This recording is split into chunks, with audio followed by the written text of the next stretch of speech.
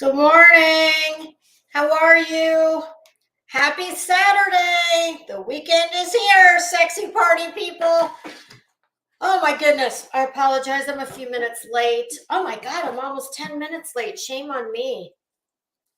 You know, listen, when you add new dirtbags to the roster, well, you know, I have to feel somewhat secure talking about them. So I've got to go back and watch it again. Hey, Cheesy Weezy, how are you? Hi, Clancy. Hey, Sue, good morning. SoFlo Mama, how are you? Brick with Eyes. Good morning, everybody. I know, SoFlo, you're right. I am never late. So I figured I could use all my hall passes for being punctual, always. But this was a time actually just kind of got away from me. I did go back and watch 2 and 3. I watched 2 yesterday and I watched 3 this morning, right before I came in here. So just 1 minute and let me see here. 1,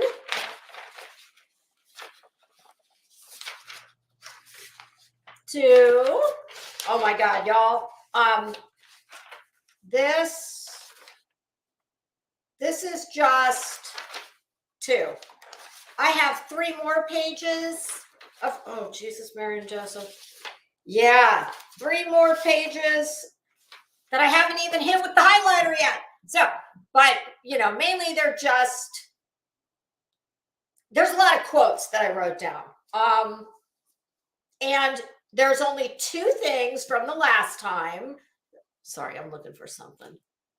There are only 2 things from when last we met that I neglected to mention that I really wanted to point out because it's kind of a big deal.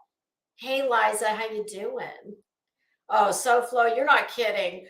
I honestly, this one has left me. And in case anyone is just joining, we are talking about the curious case of Natalia Grace, episodes 2 and 3. I got a little bit ahead of myself when last we met on episode 1. So there's just a few points where I got a little ahead, and there's only 2. There's 3 more points that of things that I forgot to talk about there. And when we did 1, y'all, I had no notes. I had nothing. I was just going, off my old lady noggin and what I could remember. Oh, SoFlo, girl, I want to punch him every time I see him. Him being Michael Barnett, star of the show. And I swear to God, I don't know if his wife didn't realize he was gay when they got married, or he's at least bisexual because they've got 3 kids. So it's like, oh, it always boggles me. When you see people that are, what in the world did that just say? Can you guys hear me okay? If not, just somebody put it in the chat. SoFlo, Michael is on Facebook groups talking about this. I don't do Facebook. I don't do any other socials besides YouTube. Hey, Jasmine D, how are you? Natalia. My God, though, I might start. I might have to get myself like a sock account for Facebook. I would love to. Ooh, SoFlo, I may need you to email me that, would you? Hi, Brittany. crimesandfashion@gmail.com. If you can send me a link to that group, because my goodness, I would love to talk to both of them. It's a Mood actually left me a message on she left a comment on my last video and said that there's another part coming out and it's going to be Natalia's. She's going to speak. Oh, I am so there for this because honestly, there's a lot of things that I'm quite certain were very purposely left out. But it leaves a lot of questions. And listen, just like in life, his side, her side, and the truth is probably somewhere in the middle. I mean, this is some of the weirdest shit. And what I was saying before I got distracted by the Facebook comment. And when I said, does Michael's wife know he's gay? Did she not realize he was gay? Like, I'm sorry, anybody who has any gaydar at all, like your gaydar antenna went immediately up. I mean, my God, he practically floats through the whole thing. He just swishes everywhere he goes. And that's not me hating on. I love gay guys. Listen, don't get it twisted. It's not that. But it's just like, it doesn't, well, I don't want to spoil it in case somebody hasn't heard all of it. So I'll just leave it there for now. But I mean, I knew within probably, I'm not going to say a minute, but the first words out of his mouth, my husband and I were like, he's married to a woman. Yeah, very strange. But what I was going to say is, have you ever noticed that we'll just call them alternative lifestyle groups, whether they're swingers or you get, I don't want to start going down that path. You understand what I'm saying. Have you ever noticed that well, my goodness, I know just based on everything I've ever seen on, movies, documentaries, etc. They're not usually the most attractive groups of people. Honestly, I'm like, you mean to tell me he got one woman to sleep with him? Possibly more than one at a time? Yeah, because I just, everything about Michael just screamed gay. And I don't care. It's not about his choices, because whoever you are, be you. Enjoy it. Fly that flag. That's what I say. Woo. Sorry, my lash glue got stuck in the wrong. Like you get one little teeny tiny bottom lash and it'll just make you crazy. Yeah, SoFlo, I agree. He's disgusting. I want to punch him in the face. I hate the way he talks. He's so fucking dramatic. Michael, you need to get a YouTube channel and come to Krama. Oh boy, dude, you would do really well here because, the handful of men that are in this neighborhood, well, you definitely remind me of a few, but not, he's just so over the top. Like, oh my God, I can't stand him. I hate his guts. And Christine was probably, well, I think she is equally as disgusting, vile, reprehensible, and every bit the asshole that Michael is. Michael just wraps his asshole in a different kind of wrapping paper, we'll just say. But she was very wise too. Oh, didn't Michael do that when speaking about Natalia? He did. He made that same gesture. Hey, Running Bear, how you doing?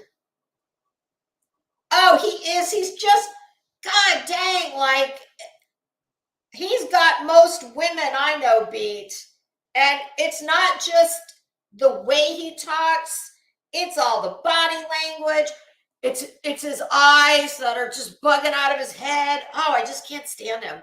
But she was pretty wise to STFU because now the only reason to talk about her is what you've seen in the documentary. You don't, and she doesn't do any sit down face to face like his dumbass did. So, okay. The only things I wanted to mention that I neglected to mention in part one, let me get my pen. Y'all know I can't. Oh, damn it. We're back to the one with no lid. Okay, we'll try this.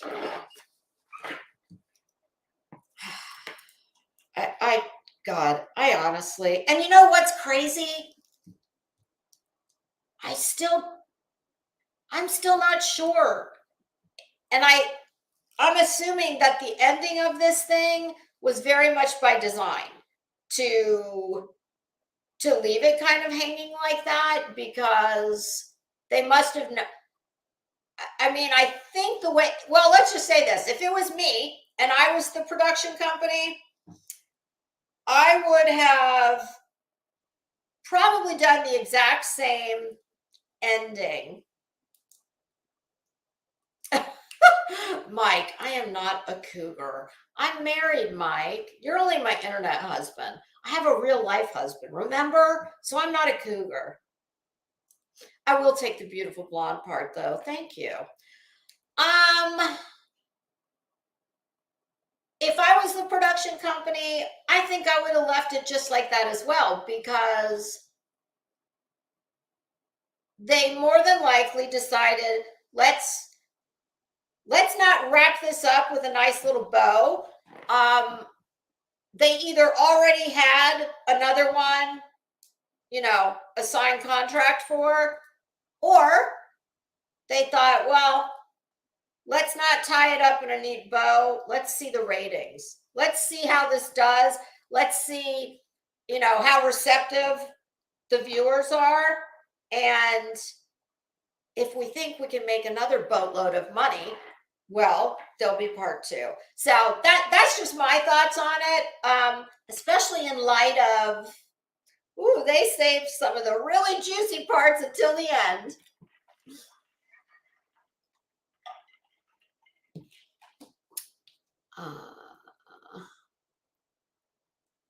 Sorry, I was just going back up in the chat. I wanted to see something. Okay, so here's what I neglected to mention in the first episode. And just remember what I said. I got a little bit ahead of myself in the first one. So you might hear a few things that are, repetitious. Okay, so here's what I left out. At some point pretty early on, Natalia goes to her pediatrician. Hey, Helen Highwater, how are you? She goes to the pediatrician, and I don't know if it happened that day or if it was soon thereafter, but this doctor said, you're not going to believe this.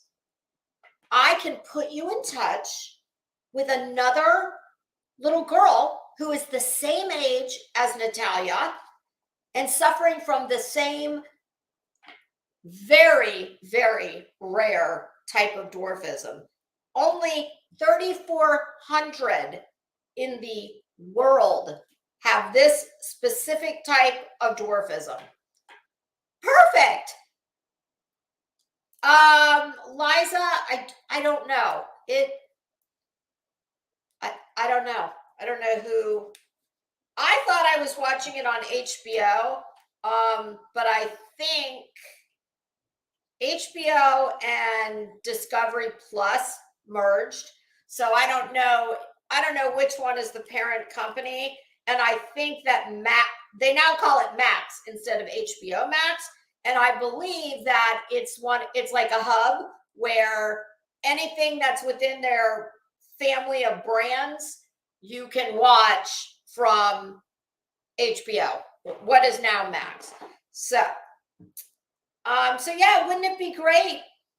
They're the same age and they both have this extremely rare form of dwarfism. And then we cut to this little girl's mother, the other girl. I'm sorry, I don't remember her name and I didn't write it down. But they decide, let's get the girls together. This will be amazing. And the other little girl, her mother quite naturally said, oh my gosh, I was thrilled to think that my little girl was going to be able to meet someone and hopefully have a friend who is just like she is, who can understand, just someone else who looks like her. But when they got together, the other mother, well, first Michael, of course, with his big bulging out eyes. Hey, Fairy Dust, how you doing? Michael says, oh, well, I mean, we know right away. Something's wrong here. He said that, at one point he said, when looking at the two little girls side by side, and they do show a side-by-side comparison, a still from that playdate. Call it whatever you want. I call it playdate because they were 6. Well, Michael, of course, very dramatically goes on and on about how it's so obvious that, look at the differences. And he says, at some point, he says, we actually watched Natalia, her whole head and everything else just changed right before our eyes. Really? Idiot. What'd you do, Michael? I mean, how did that work?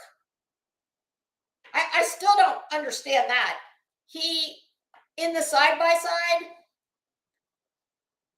Marlo Gus Jack 3.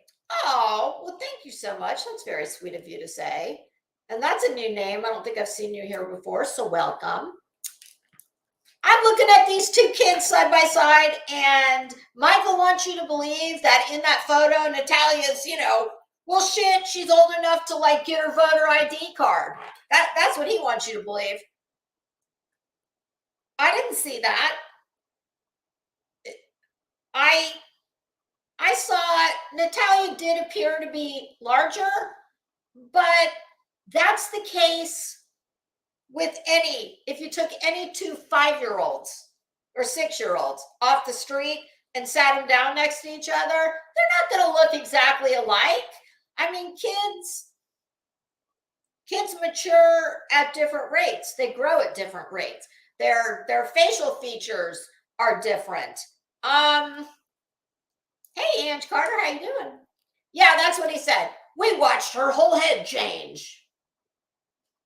Michael, did you put a piece of magic paper on your tongue before you went to the play date? Did you pick some magic berries off of a bush in your yard? I didn't get it because when he said that, they had the still up. And I didn't see such a huge disparity between the two of them. I truly didn't. He said something about cheekbones and that Natalia, and he gave us a demo. He did one of those. supposedly he wants you to believe that Natalia did that in an effort to change her facial features to look more like the other little girl. I didn't see it. I didn't get it.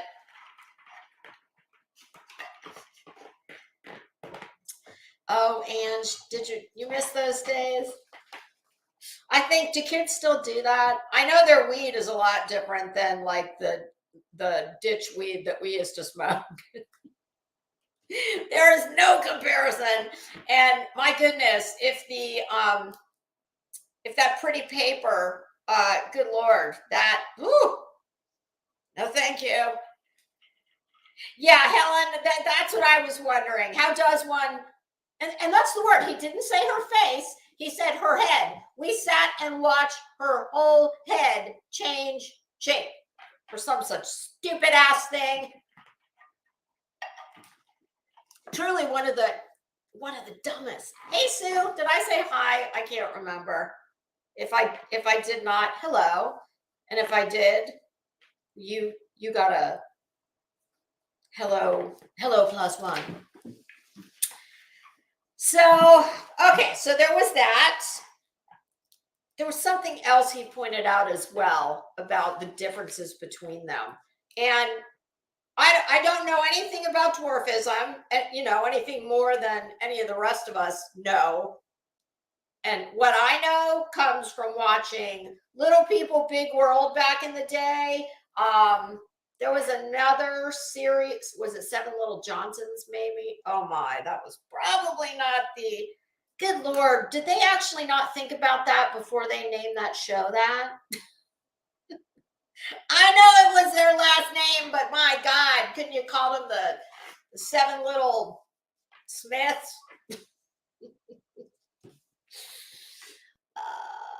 I wish I could remember what the other thing was now, but here's the flip side. They interviewed that young lady who, at the time they interviewed her, I think she was 14. So obviously well down the road. And the mother said she was not 6 years old. No way. She said that she had very good verbal communication, that I wonder if did she say anything about the lack of an accent? If she didn't, someone else did. But the mom just said, no, she is much larger than my little girl. And she had, that's what it was. She said she speaks very good English for one who, supposedly didn't come to this country until she was, would she have been 5? At that time, she was 6. But remember, she'd been with another family prior. So that woman says, no, they don't resemble each other at all. Then they actually speak to the little girl, the young lady, now a young lady. She's 14. And she also basically said the same thing. No, I do not believe she was the same age as me. So I don't know.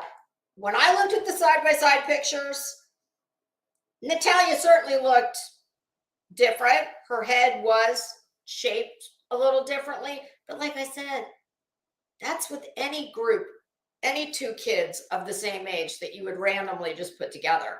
But I don't know. Maybe there are characteristics or traits that you notice the one thing you didn't hear at this point anyway, there was no doctor or, even one who specializes in that form of dwarfism, who nobody came on to give a medical opinion at that point. And I wonder why. I mean, I would have certainly have liked to hear that.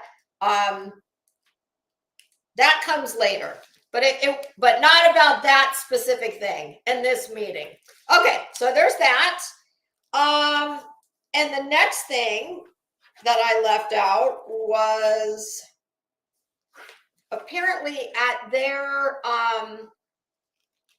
facility, Michael and Christine have a gym for special needs kids, and their parents can come and bring them. And I would imagine that things are, modified for kids of all ranges of ability.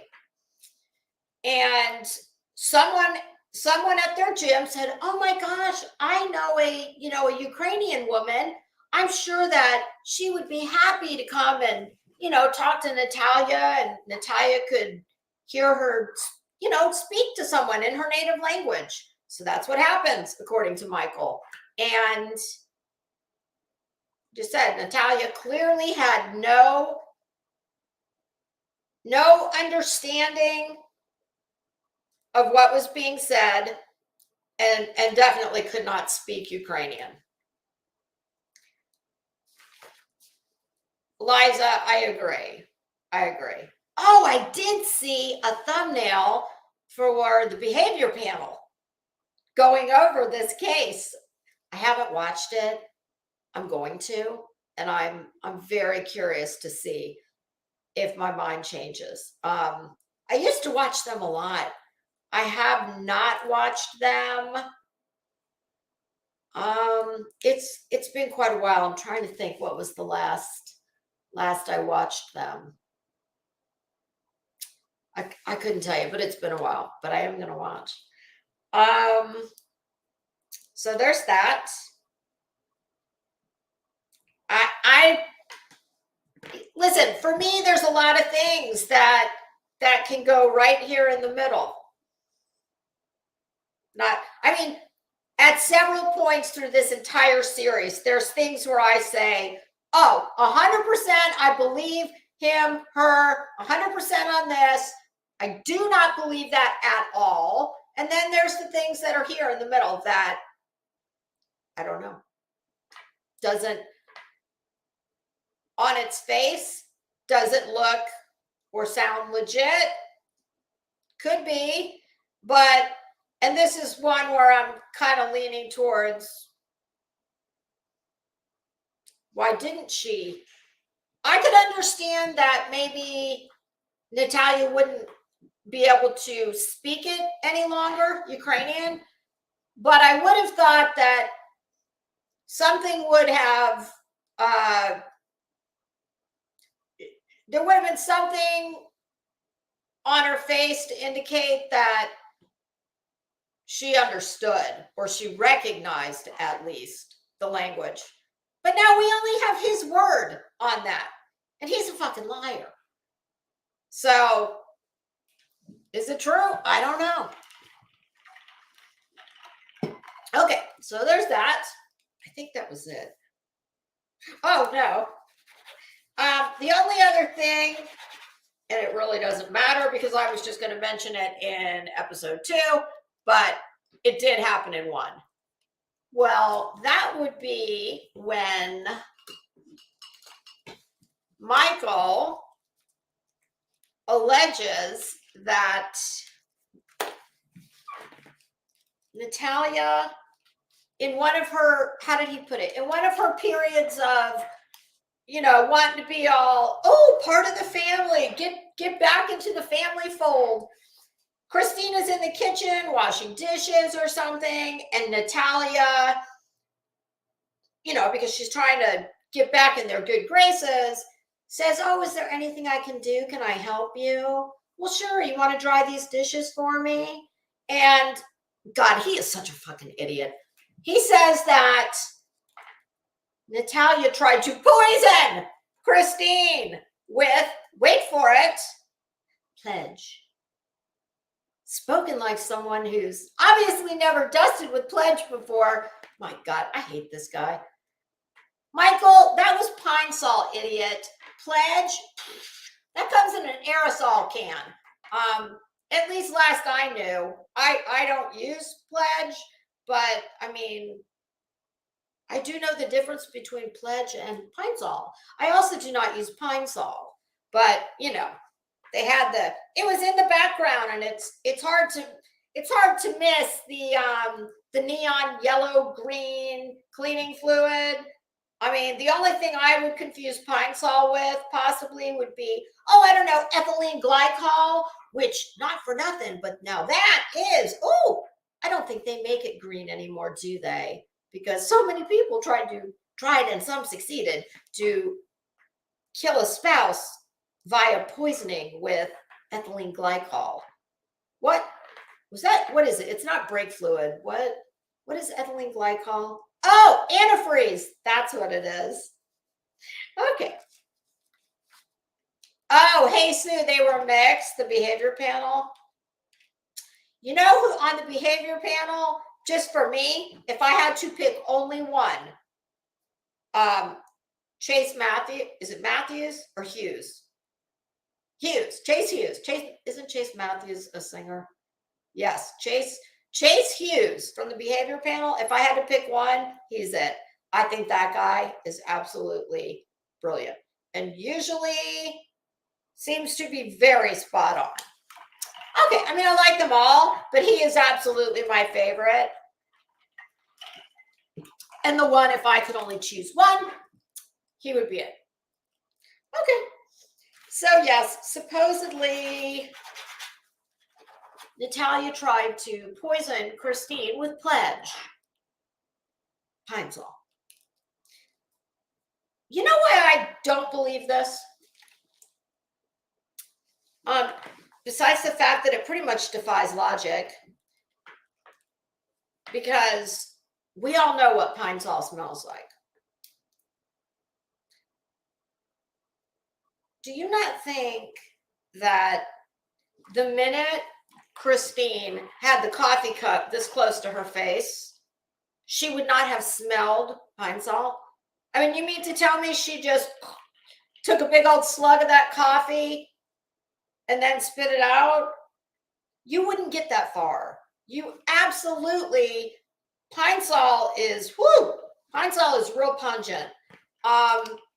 And I do not believe for 1 second that, and let's remember this too.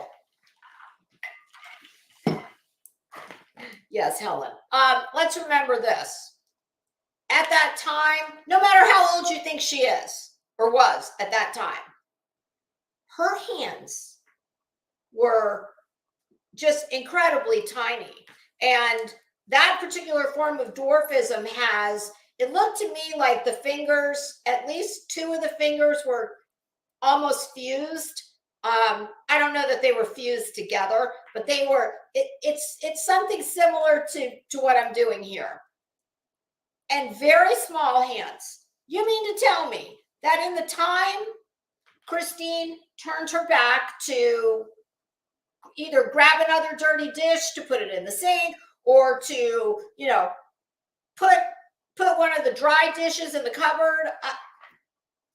You mean to tell me that this little kid or this little girl was able to, while standing on a chair, was able to pick up Pine Sol,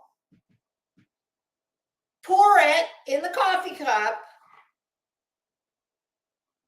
and she didn't spill anywhere, and Christine never smelled anything funky with her coffee cup when she went to drink out of it? I'm calling bullshit. I'm firmly over here on this one. I don't believe it. I think that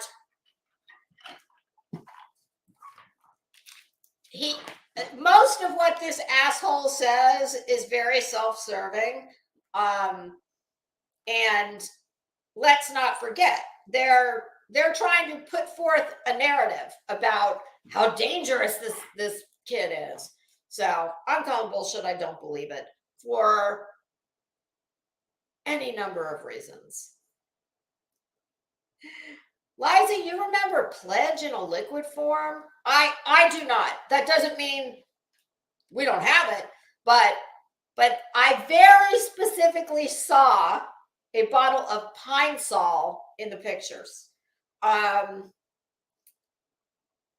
And even if it was pledge, and even if they did make it in a liquid form, that was also quite pungent. I mean, you knew it when you smelled it. So I just don't believe him. Okay. And like I said, let's remember your average, well, it's taller than this gorgeous cup. I mean, I don't have a crystal bullhorn, but I do have a few crystal cups. Do y'all agree with me? Remember what I said to Betty? That, what did I tell her she needed instead of a crystal bullhorn? I don't remember. But I told, am I the only one that thinks it's so, like, I'm sorry. When I see something like this, who does not come to mind is Bull Skank Betty. Just saying.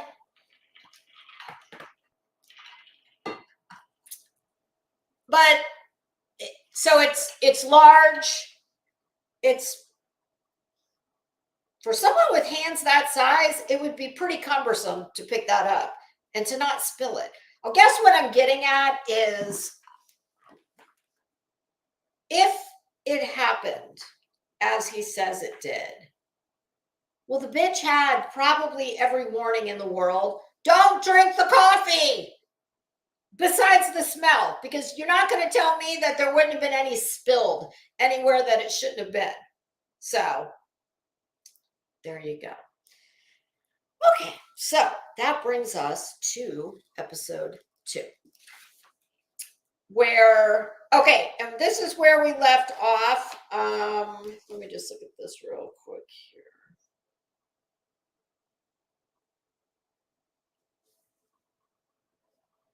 Okay, where we ended the last time, I remember one of the last things I said on the first episode was Natalia had just been put outside on the deck to spend the night by Christine.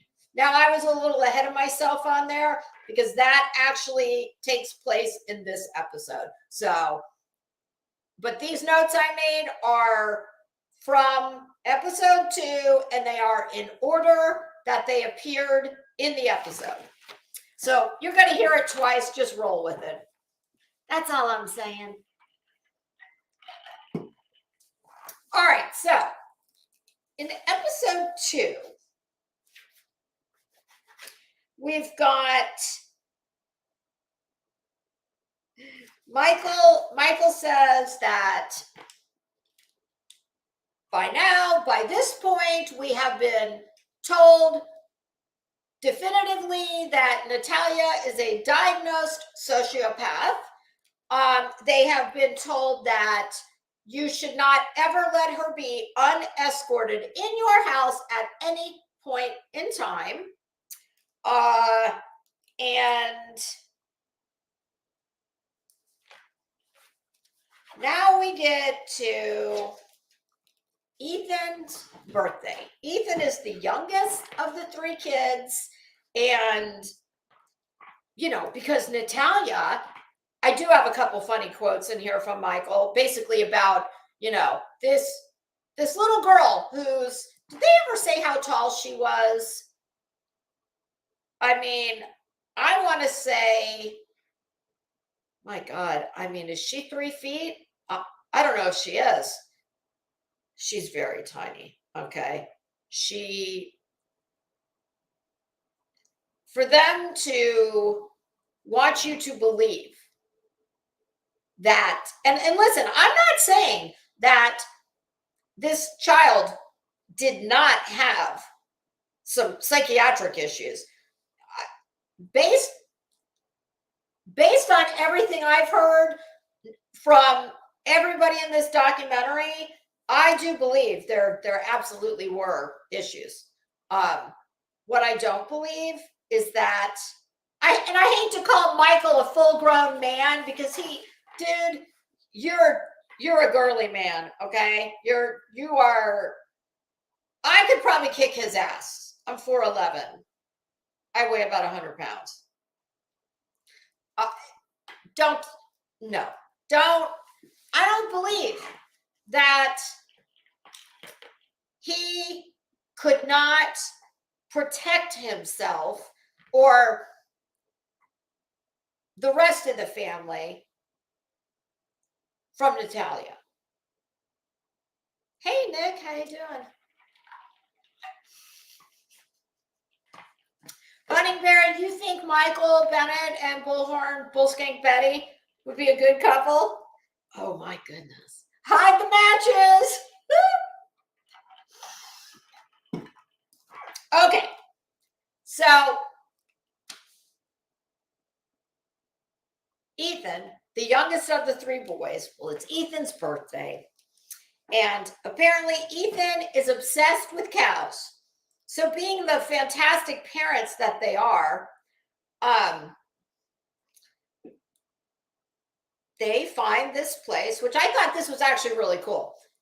Traders Point Creamery, where you can go and milk your own cow, which I think is really cool. I remember when my son was little, he had field trips to something similar. Kids love that kind of stuff. And it's very cool. So they all go to Traders Point Creamery, and it is a working dairy farm.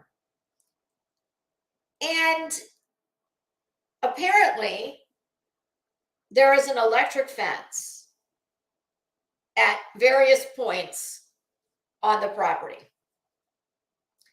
And this was also something that immediately made my radar go up. Michael says that, because this electric fence is there, everybody is given, strict do's and don'ts. And everyone has to sign a waiver saying they understand that there is an electric fence. And I think Michael, being the drama queen that he is, I'm pretty sure he said something about, oh yeah, and you could die.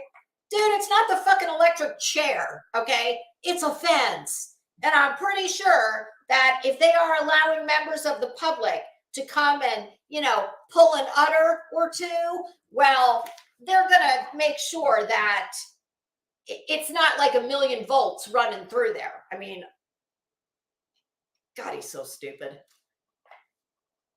And he said at more than one point, everybody had to sign a waiver. And he specifically says Natalia signed a waiver. I'm sorry, that doesn't sound right. There is no one under the age of 18 that can sign anything. It is null and void before the ink dries. Hi, Vase of Flowers. How are you? That's a new name. Welcome. I mean, come on. And I think he said that because, like everything else, he's got a narrative he's needing to put forth, which is she's very dangerous and violent, and she is not 6 years old. But when he says everybody, and he even clarified, I believe at some point, and said specifically Natalia, that she did not sign a contract, okay? And even if she did, do we not think that the dairy farm understands or has an attorney who's advised them that, oh, by the way, you don't need to get the little kids to sign the contract because children cannot enter into a contract. It's null and void. It is not binding. So they're there, and Michael says that when Natalia hears there's an electric fence, quote, her eyes lit up like a Christmas tree, end quote. Okay. I mean, is she a fan of Dr. Frankenstein? I don't like, there's probably, if electric fences are what really jazz her up, I mean, put her in front of a classic Dr. Frankenstein movie, Bela Lugosi, whatnot. I'm sure she can watch all the electric currents she wants. It's just fucking weird. I mean, come on. Her eyes lit up like a Christmas tree. Okay, Michael. Well, did yours light up? Do yours light up like a Christmas tree when you... Never mind. Never mind. Okay, so Michael's version of the wonderful family outing, and you know, before he starts in on this story, he says that, you know, because Natalia has basically been terrorizing them, and they are all so terrified of her. You know, she's just a menace. Well, they have not been able to do anything as a family. We can't go to the grocery store. We can't go out to dinner. Michael, see, it's the little things that you got to pay attention to. Are you trying to sell us that your 3 boys, one of your family fun days is going to the grocery store? Bullshit. I mean, when I would have to take my son to the grocery store when he was little, because, you know, I stayed home to raise him, I was able to do that. I didn't have babysitters. I didn't have daycare. My kid never went to daycare. When he went to school, he went to school. He did go to a preschool, like a church thing. But if I had to go to the grocery store and he wasn't at his little preschool from 9 to 12, a couple days a week, well, he would go with me. And it was always like, oh, I don't want to go to the grocery store. Can't I go over? He'd want to go to my mom's house. Kids don't want to go to the grocery store, Michael. I don't believe it. And I caught so many things coming out of his mouth, most especially on the second time around, that, you know, they're just small things, but sometimes the small things tell you things you need to know. And it just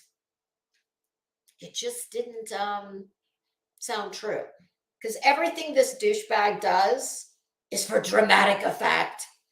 I mean, boy, Michael, something tells me you and Betty Davis are like that.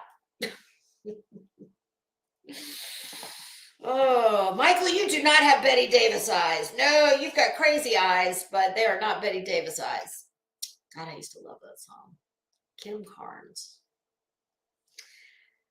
So, you know, because Natalia is such a 36 inches of pure raw terror, apparently. Kind of like Robert the Doll. Is she like that, Michael? For those of you who don't know who Robert the Doll is, well, he is supposedly one of the world's most haunted objects. And he resides in a museum in Key West. Damn it. If I'd have known Betty was going there, I would have sent her. I'd have sent her a message telling her, Betty, please, if you do nothing else while you're in Key West to meet another man and his wife, yeah, nothing weird there, go say hi to Robert the Doll. And my God, he loves to get his picture taken. So, Betty, maybe he would take you out on a date. Robert the Doll, supposedly, if you take a picture of him without asking him first, just terrible, terrible events will befall you. So, Michael decides to take the boys. Apparently, Natalia sits down on the ground. She's signed her life away on the electric fence waiver, and now it's time to go pull some udders. Go make your own yogurt, ice cream.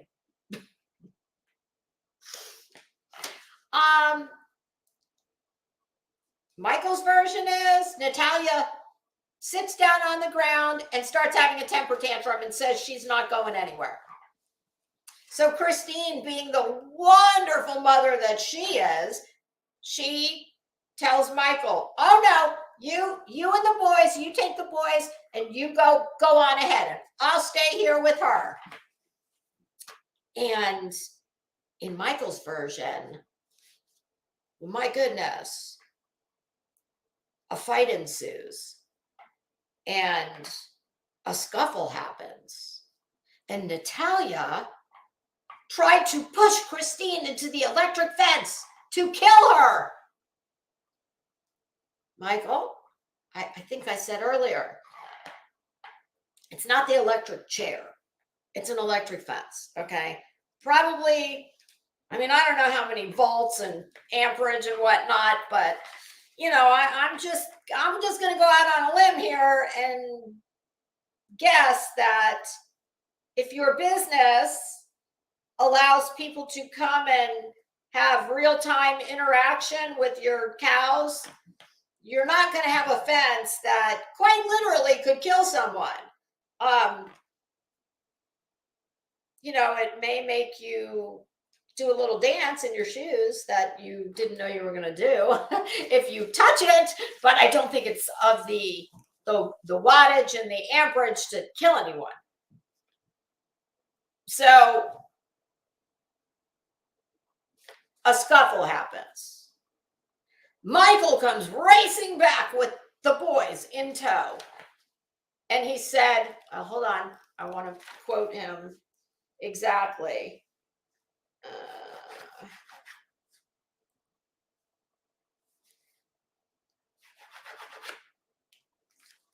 He says, oh, wait, I almost forgot this part. Thank God I looked. So the police are called. I don't know who calls them. And Michael says, you know, I'm sure you're thinking what everybody else was thinking. Well, she's just this little tiny girl. How could she pull Christine into a fence? How could she hurt anybody? She's got guns that Schwarzenegger would be jealous of. He is such a douche. Oh my God. I didn't see in all the pictures of that child, I did not see any guns. Lisa used to have. I didn't have guns, but you know, for my age and the fact that I haven't picked up a free weight in at least a decade, I'm doing okay. I don't think Schwarzenegger would be jealous of him, but I mean, God almighty, he's such a fucking tool. So, you know, Natalia with her guns and then he said, oh, she walks up and down the stairs using her arms. Okay. I mean, sounds a little crazy to me, but and why would you let her if that was true? Because that would be very, very dangerous. Michael, just wondering. Usually when something doesn't sound true, it's because it's not. So Natalia with her guns, Michael, I'm still looking for that quote. The law is called, or an ambulance. Wait, I'm not sure. I don't know if he said cops were called. An ambulance was absolutely called. I'm not sure if law enforcement, but they must have been. No, I guess the ambulance could have made the decision to take her to the hospital rather than. Oh no, my notes say cops called. Okay, we got the guns that Schwarzenegger. Michael hears the sirens and he says the first thing he thinks is, I think Christine is dead. Oh, Michael, was that just wishful thinking on your part, hon? I mean, are you kidding me right now? That's your first thought. I mean, were you thinking that Christine threw herself into the fence? and just cooked herself like an egg? Well, I don't understand why that's his first thought. I mean, I can understand, oh God. Well, let me just say this, Michael, if you were normal, because I don't think Michael is exceedingly normal in that sense of the way I'm speaking about it. Because if you weren't a dish canoe, your first thought would have been, oh my God, I hope Natalia didn't trip or fall into the fence. It would be for the child. But I'm pretty sure that neither you or that bitch hole that you're married to, were married to, I don't think either one of you ever looked at that child as another one of your kids. I guess what I'm saying is, not very eloquently, is I don't think that they ever looked at her as anything more than or other than this little girl, you know, that needed a home that we adopted. I never heard anything from him. I mean, he said the words, but the feeling was not behind it. I think Michael said a lot of what he thought he should say, but I don't think he believed it. That's just my opinion. I don't think he ever looked at that child like she was an important part of their family and a child just like his other three boys.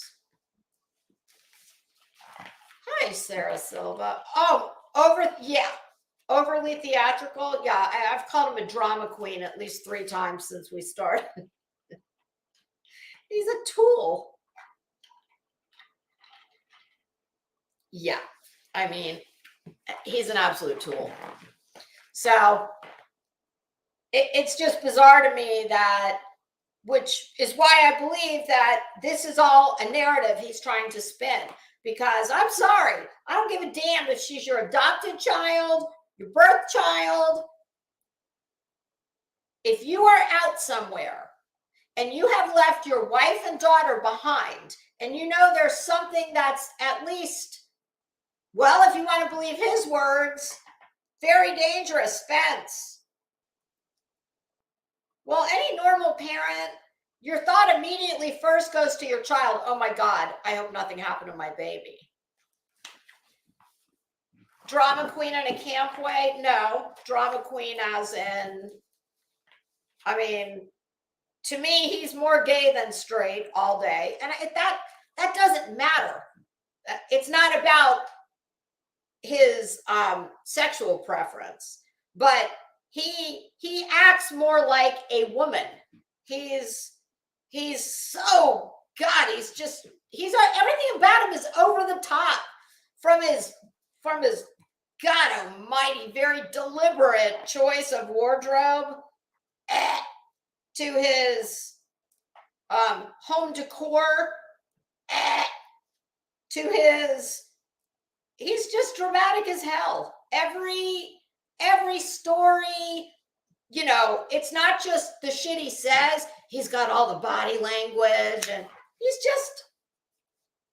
he's you know, it's funny because he wants to put forth a lot of well, he just talked a lot about what Natalia suffered from, and I think Michael might suffer from a few things that have diagnostic codes for insurance purposes. That's just my opinion. So, oh, and absolutely, he's like, yeah, he's one of the girls. I mean, I know my closest female friends aren't nearly as dramatic as Michael. So yeah, Michael, guess his he takes off running, and when he gets there, here's what he hears. Natalia saying, supposedly, quote, "I'm going to kill you, you bitch. You bitch, you are going to die." Well, my goodness, that is, woo!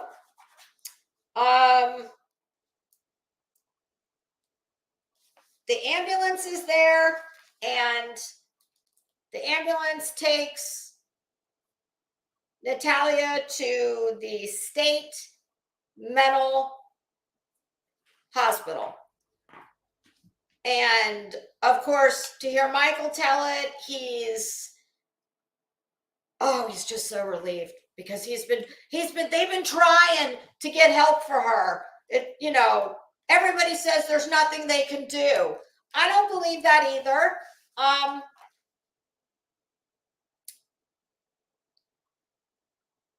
As far as the sociopath diagnosis, I don't know.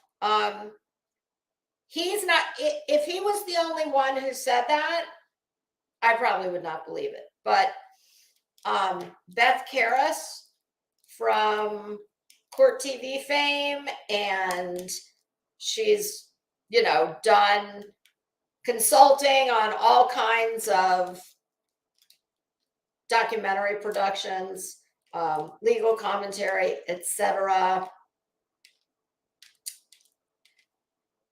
She said that she had been diagnosed as a sociopath.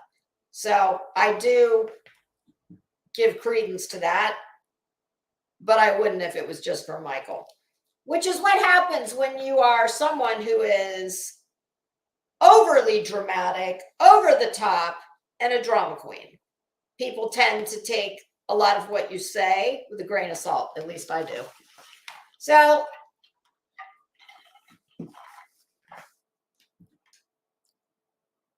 wouldn't you think that if you had a child who was diagnosed as a sociopath, he just kept repeating the phrase, there's nothing you can do about this, which I guess that's true as far as you can't turn it around. I don't know. Is there behavior modification for a young child that is diagnosed as a sociopath? I don't know. But what I don't believe is what he wants you to believe, which is, Ange, they're in Indiana. Michael and Christine are both graduates of Purdue.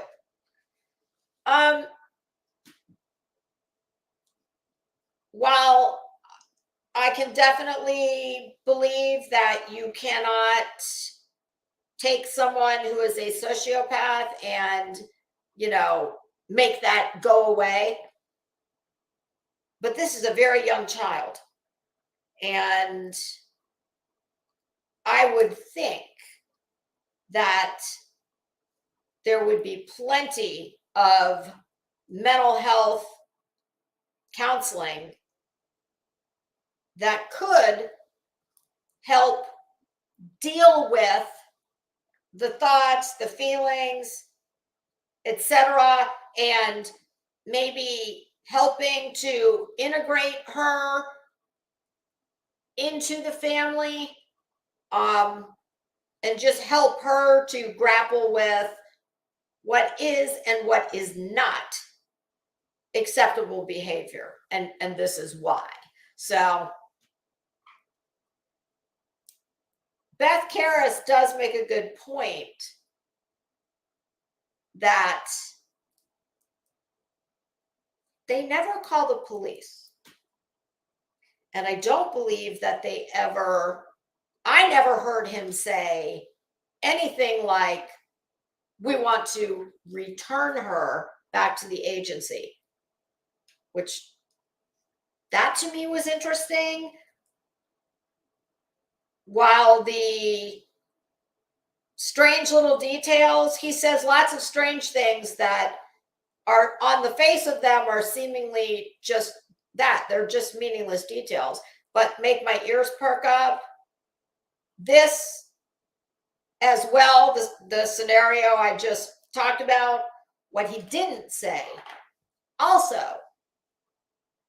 I find of note.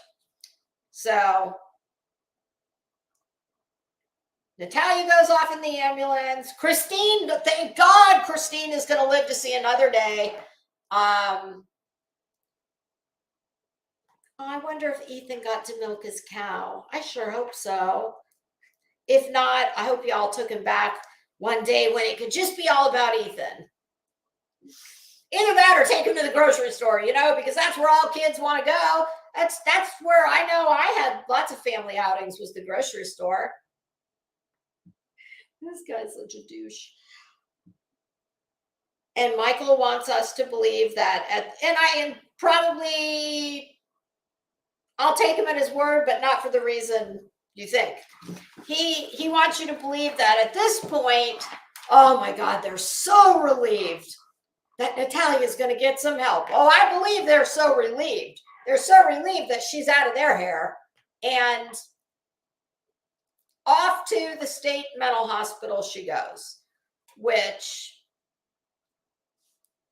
I cannot imagine was, wow. I mean, they do show a picture of it.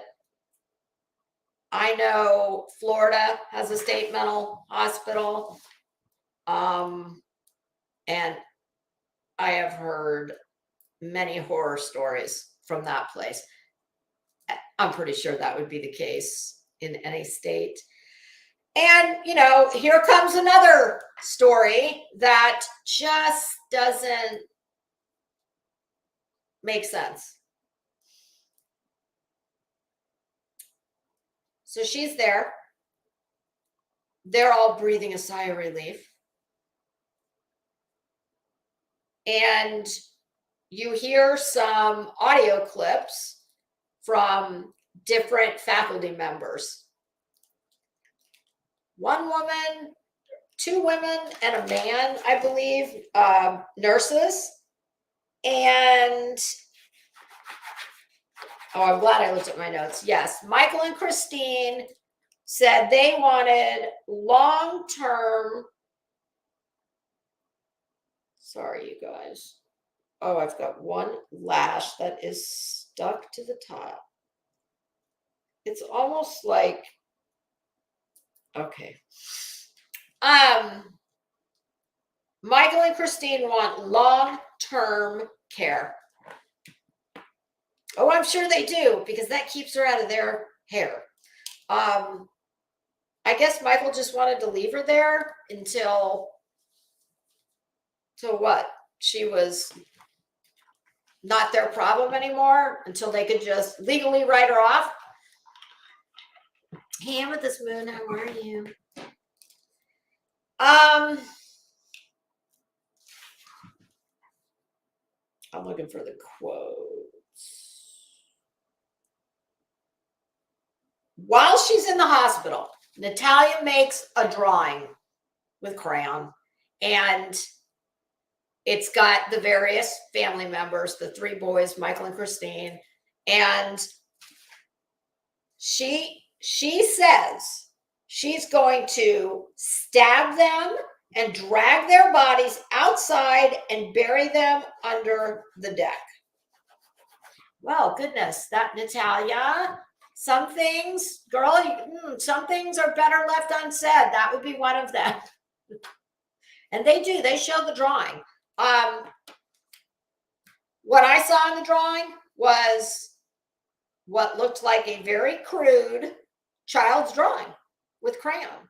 Little stick people, which, hey, to this day, a stick person is all I can do, and I don't do good at that. I can't draw a straight line with a ruler. That's me. So I see the stick figure. It's like the house in the middle, and then you've got what looks like, I think, the boys' names here, and then at least Michael and or Christine, possibly both, on the other side. But I didn't see anything about killing in the drawing. Now, it could have been there and I just didn't see it. But she definitely made a drawing with all of the family pictured. Now, she's in the state mental hospital. Upon being admitted, I don't know if she was first admitted as a child of 6, but the documentary says, upon them discovering that she had pubic hair, they moved her to the adult wing. I'm not a doctor. I don't know anything about dwarfism, except, the little bits I've seen on TV. But something just doesn't sound right to me here. And listen, it could be that some of this has been edited and created for purposes of time management. Maybe there was some long-winded explanation as to how she went from going in as a 6-year-old to, oh, well, we see pubic hair, so you're an adult, bye. As a layperson, I would hope that it would need more than what did Michael do? His Google search that said 8 is the earliest a child could get pubic hair. Okay, fine. So even if we go with that, well, does the state mental hospital not have Google? Because if Michael himself acknowledged that an 8-year-old could have pubic hair, to me, I'm just that person that says, okay, 8. Well, 6 isn't so far from 8. That's my thinking, and that may be totally wrong. But listen, I'm that person who, if I'm going to make a big purchase, a car, a house,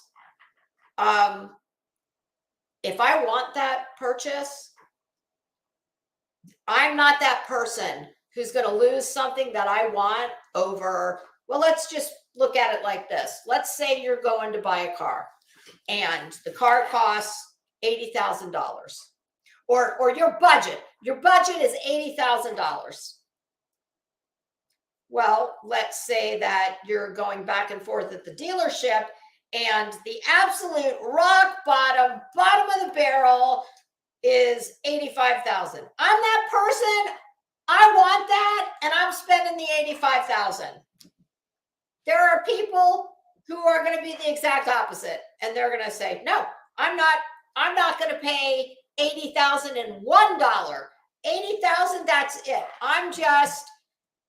And I'm like that with lots of things. So for me, when I hear 8, Google says you could possibly have pubic hair at 8. It is not such a leap for me to make in my mind that, well, if it can happen at 8, 8's crazy, insanely young. Why can't it happen at 6? See where I'm going here? It's just another in a long line of many. Hey, Stargazer, how you doing? That doesn't make sense to me. Because Michael himself, I think they even showed the Google screen when they first got Natalia, and the whole pubic hair issue came up when Christine went to bathe her. Michael said immediately, Google says 8 years old is the earliest you could have pubic hair. Okay, great. So you're telling me the state mental hospital doesn't have Google? Is that the only criteria that they used when deciding that this patient who has come in, who came through the doors as a 6-year-old? But when we say, here's your pretty uniform, go put this on and take a shower, and we see she has pubic hair, we're immediately, we have a cleanup on aisle 3. This patient needs to be relocated to the adult wing. bring reinforcements because she's a wild one. She's got guns like Schwarzenegger. Hurry, please. I mean, it just doesn't make sense. So there's either a large chunk that was left out in the telling of this. There's got to be, because it just doesn't make sense. So she apparently is moved to the adult. And this isn't going to be the only detail in the hospital saga that's not going to make sense. So, okay, so presumably we move her to the adult wing. Now, at first, it sounds like she's clearly a female, so she would be with the female patients. But towards the end, she's mixing with adult men. What? It's like, this whole thing is just insane. So, Liza, yes, bones, teeth, there are many characteristics that would point healthcare providers to the age. I agree. That they would have, readily have access to more than just the pediatrician or the family. So, cut to various audio clips of, I know for sure one was a nurse. I think one might have been an orderly. And here's what they had to say.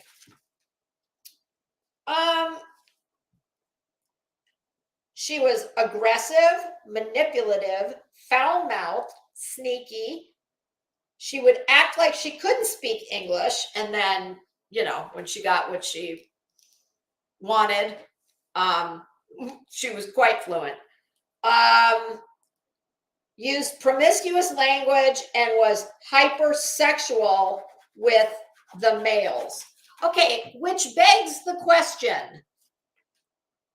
Now listen, even when you go away to summer camp, that's boys and girls, they do not put the boys in with the girls at sleepy night time or at shower time, etc.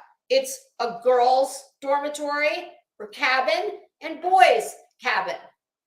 So where and would common sense not dictate that if we are in a mental health institution and people are in there for all kinds of various issues, you mean to tell me that everybody's just mingling all together all day and night? I mean, truly, I was surprised to even, the furthest I can go with that is maybe they're, during the day, they might have an activity room where, we've all seen this on TV, like a day room where they have games, televisions, probably where people come and visit, if that's permitted. That is the only place I can imagine where they would be mixing men and women together. But how did they not, at this hospital, see her and know? I don't care if she was a perfect little angel while she was there, who never gave anybody a minute of, back talk or trouble. She is still very, very tiny. Even if she does have guns like Schwarzenegger, fucking idiot. Which, by the way, I never saw one picture of her where she looked like, she had overly developed biceps, triceps. No. So that doesn't make sense. Her size, her stature alone would dictate that they would need to make some special accommodations for her and keep an extra, if they're going to allow her, which I would imagine, I don't think the idea is to completely segregate them from all human contact. I mean, that everybody knows that is terrible for someone's mental state. But I'm sorry, I don't believe that the state mental hospital has had so many people with dwarfism just, rolling around there that it's just nothing to see here. Come on.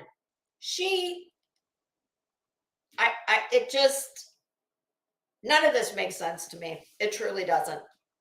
So she's there, and let me see if I thought there was another quote. Oh, here's another quote. Quote, she was all adult. The clothing, the talk. She talked about sex a lot. That from one of the nurses. I mean,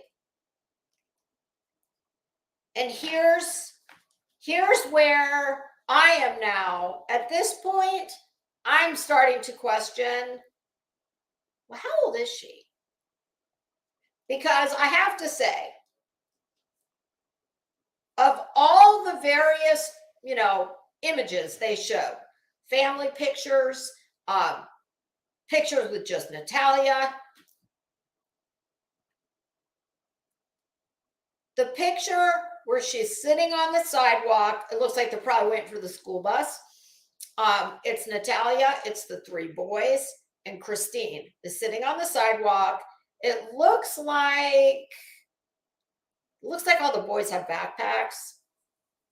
And I think Natalia might have had a backpack too. I'm sure they were just waiting for the bus. She looked absolutely every bit of a little girl. But during the same period of time, give or take months or a year, I've seen pictures where maybe not so much. So I don't know. But the quotes from the nurses and the other hospital personnel, that unless they are straight up lying, and I don't think they are, why would they? I mean, come on. They deal with very difficult people every day, all day. So anything that she said is nothing is nothing they haven't dealt with before. Hey, Zen, how you doing?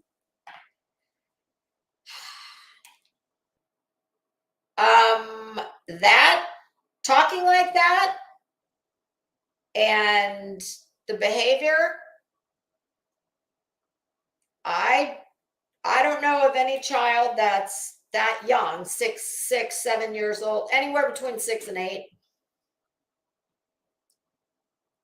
speaking like that unless she was abused.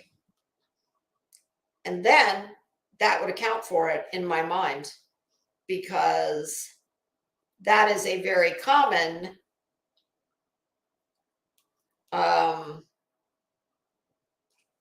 sign of a child that's been SA'd. So I have no reason not to believe the hospital personnel. I believe what they say. So for me, it can only be one of a few things. She was abused, or she's not as young as I think she is. And the pictures are really hard to tell. And I'm quite sure they cherry-picked pictures for just that very reason. They want you to, especially early on like this, they want you to keep coming back and watching. So of course they're going to show you some pictures where she looks every bit the age and the little girl that we believe her to be. But then they're also showing pics where, I don't know, is she? So that's kind of where I was on that. And then after a few weeks, Michael says she is discharged because, quote, Natalia is propositioning the men. And supposedly the state hospital says they can't keep her. And I stopped this. I paused it a couple times to make sure I wrote the quote down correctly. This is Michael talking. The state hospital says they can't keep her because, quote, most of the men there aren't good with kids, especially the girls, end quote. Does anybody want to tell me what the hell that's supposed to mean? The men there aren't good with kids. Well, the men shouldn't, children and adults would not be mixing. So, you see what I mean? There are so many things. Things that he says make my radar go up, and things he doesn't say when he should also makes it go up. I don't get this. What the hell does that mean? In what world would adult anything, but we'll just stick with men. In what world would adult men in a state mental hospital, what world would they have any interaction or access to kids at all? None. There is no situation where that would happen. I do not believe it. And I don't need to know anything about a mental hospital to make that assessment. It defies logic. Running Bear, I agree. Here's the thing. I don't know what is the truth where this Natalia is concerned. But I know an absolute out and out blatant bullshit story when I hear one. And that is absolutely utter bullshit. There are no children who were ever exposed to the adult patients at a state mental hospital. Hell, I don't even know. Do they have, can children, I don't know. Are minor children housed in what he's calling the state mental hospital in their own wing? Or is there my God, there would have to be like a designated, honestly, I don't know, because if you have a minor child, and let's say they're young, we've had cases here in Florida where young kids do something atrocious. They commit a horrible crime. They do not throw them in. They don't, if they need mental health help because they're deemed not responsible for their actions for more than their age. Let's say, I guess you can be a kid that young and have hardcore mental health issues. Does a kid that age? I remember Michael saying when she was supposedly diagnosed as a sociopath, well, if you can be diagnosed as a sociopath at 6 years old, does that mean, I'm thinking of a couple cases here in Florida where minors have committed murders.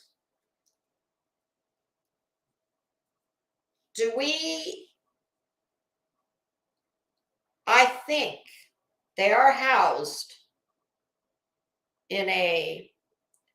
they're definitely housed in a juvenile facility. And I would imagine that maybe they get mental health care at the juvenile facility. Hell, I don't know. Hi, Consciously Biased. How are you? Oh, that 12-year-old, that was awful. Yeah, just a couple weeks ago, we talked about the 12-year-old girl that stabbed her brother. I don't know. I just don't know. It all sounds so weird. Maybe I'll look. I'm going to do like a simple Google search and see if I can find out in the state of Indiana if a child that young goes to a specific state hospital to be treated, or if there's I just can't believe that there's not a separate juvenile facility for mental health. But what I do know is there is no way in hell that a child would be actively able to interact with adults, especially adult men. But that's what Michael wants you to believe. That's why all of a sudden, and Michael wants us all to believe that nobody would help. They just say, oh, she's a sociopath. Sorry, we can't help you. I don't believe that for 1 second, especially at that young age. Do you mean to tell me, even if she'd just gone into the regular hospital, she would have had a social worker who, and let's not forget now, she's a minor, DCF, Department of Children and Families. At the very least, there would have been some type of liaison between mom and dad and the treatment providers. And for whatever reason that she was discharged from this hospital, do you mean to tell me that they just said, hey, come pick her up. Yeah. Oh, she's coming on to all the men. Yeah, we can't handle her. You need to come get her. And when you do, bye. Sorry. Nope, she's a sociopath. Nothing we can do. I don't know what to tell you. Bye. You've got until 2 o'clock to come pick her up, or we're gonna put her in her plastic grocery bag. We're gonna set her out in the parking lot. She's your problem, not ours. I mean, let's just think about any time you have ever, unfortunately, had to go to the hospital, to the emergency room for something, whether it was a broken bone, whether you were having issues with your heart, whether you cut your finger, you burned yourself, whatever the case may be. If you needed any type of follow-up, they always tell you, no matter what, follow up with your primary care doctor within 48 hours of leaving here. So you mean to tell me a mental health facility didn't give Michael and Christine probably, I don't know, a giant packet full of resources? What I know didn't happen was, oh, sorry, you've got to come get her because, she's hitting on all the male patients. They don't, the kids don't mix well with the adults here, and definitely not the men. But she's a sociopath. Sorry, there's nothing we can do to help you. Bullshit. No, it didn't happen. No way, no how. They would have given them, like I said, there would have been discharge instructions. And those discharge instructions would have said everything from follow up with her pediatrician, follow up with XYZ, resource center.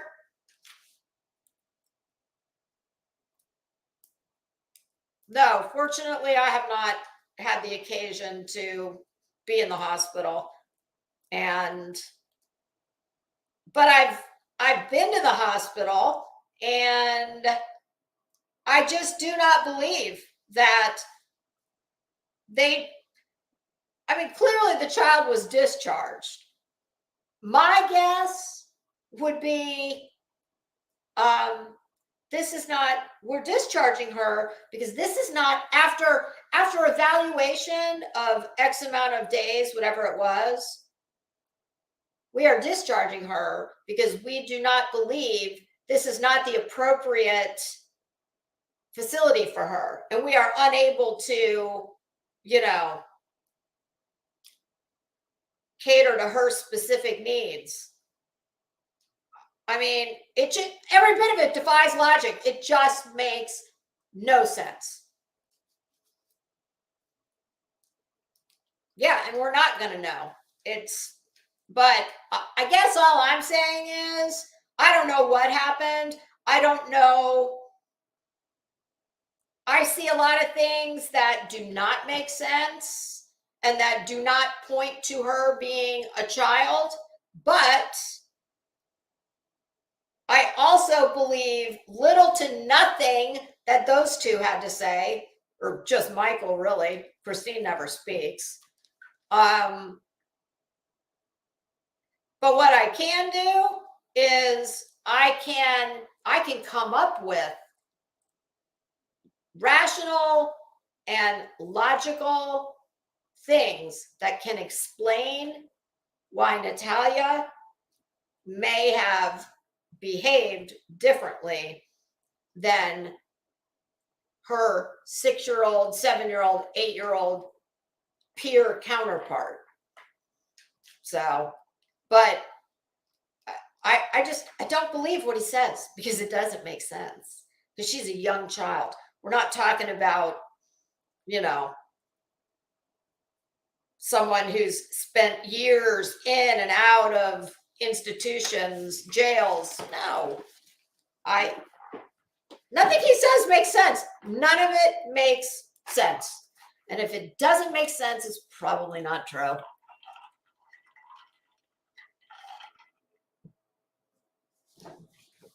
Oh, Stargazer, I do remember Michael said that early on she had surgery on her feet. And of course, they paid for that.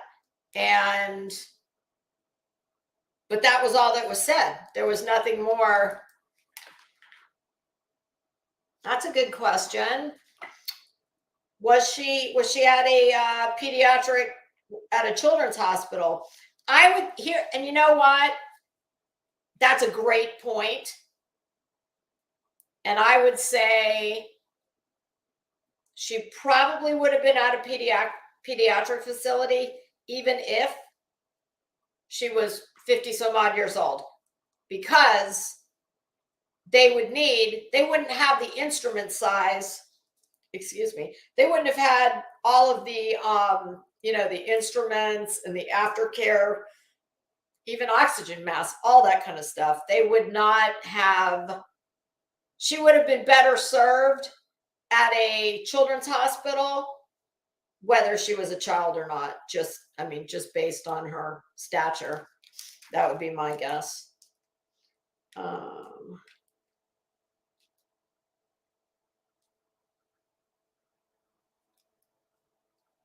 We don't have NHS on this side of the pond. Liza, where are you?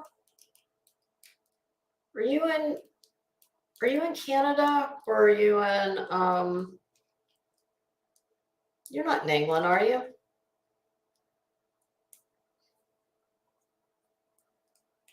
Okay, Stargazer says adult facilities can accommodate little people for surgeries. That's a really good point, though. I hadn't even thought about that. Where was her surgery done?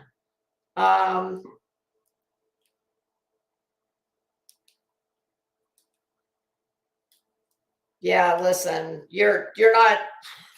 Nobody needs to tell me how effed up the healthcare system is here.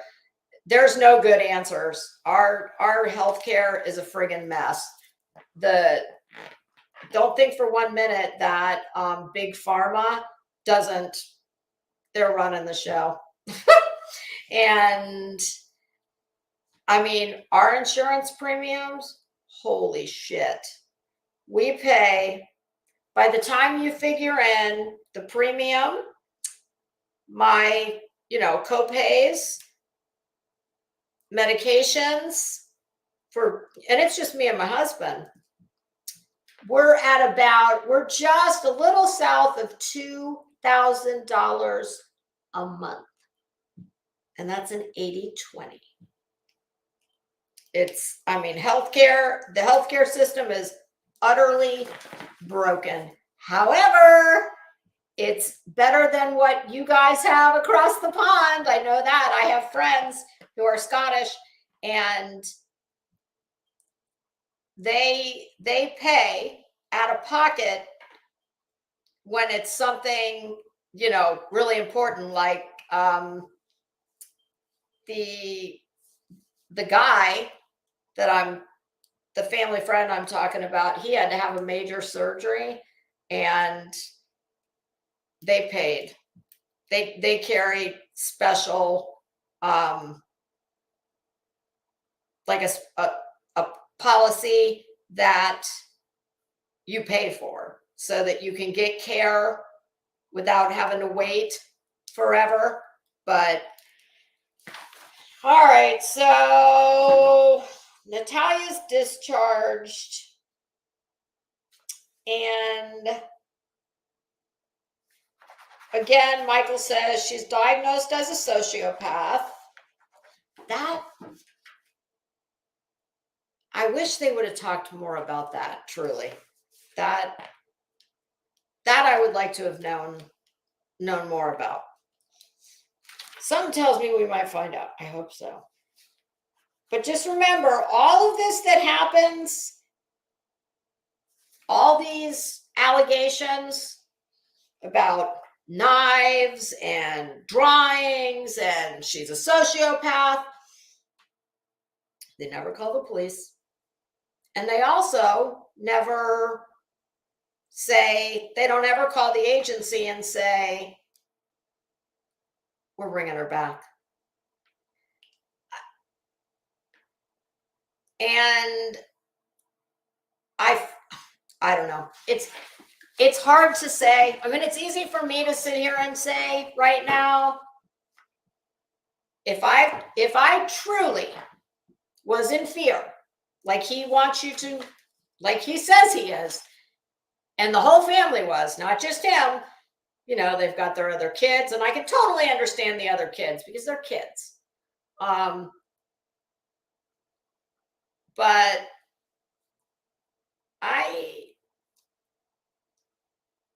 if I was in that position and I was truly in fear,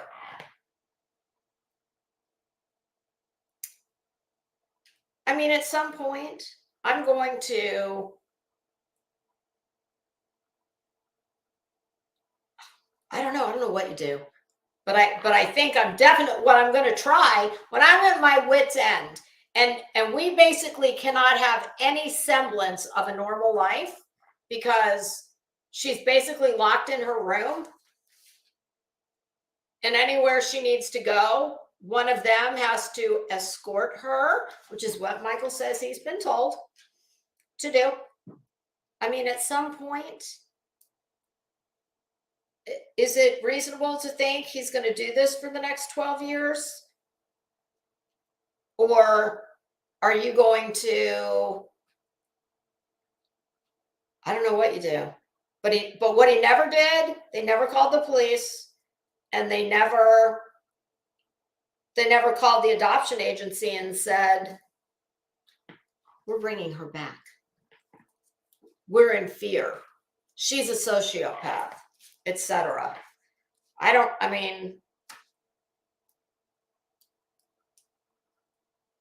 Why didn't they ever do that? I mean, granted, it would need to be a last resort, but if everything else has failed, why not that?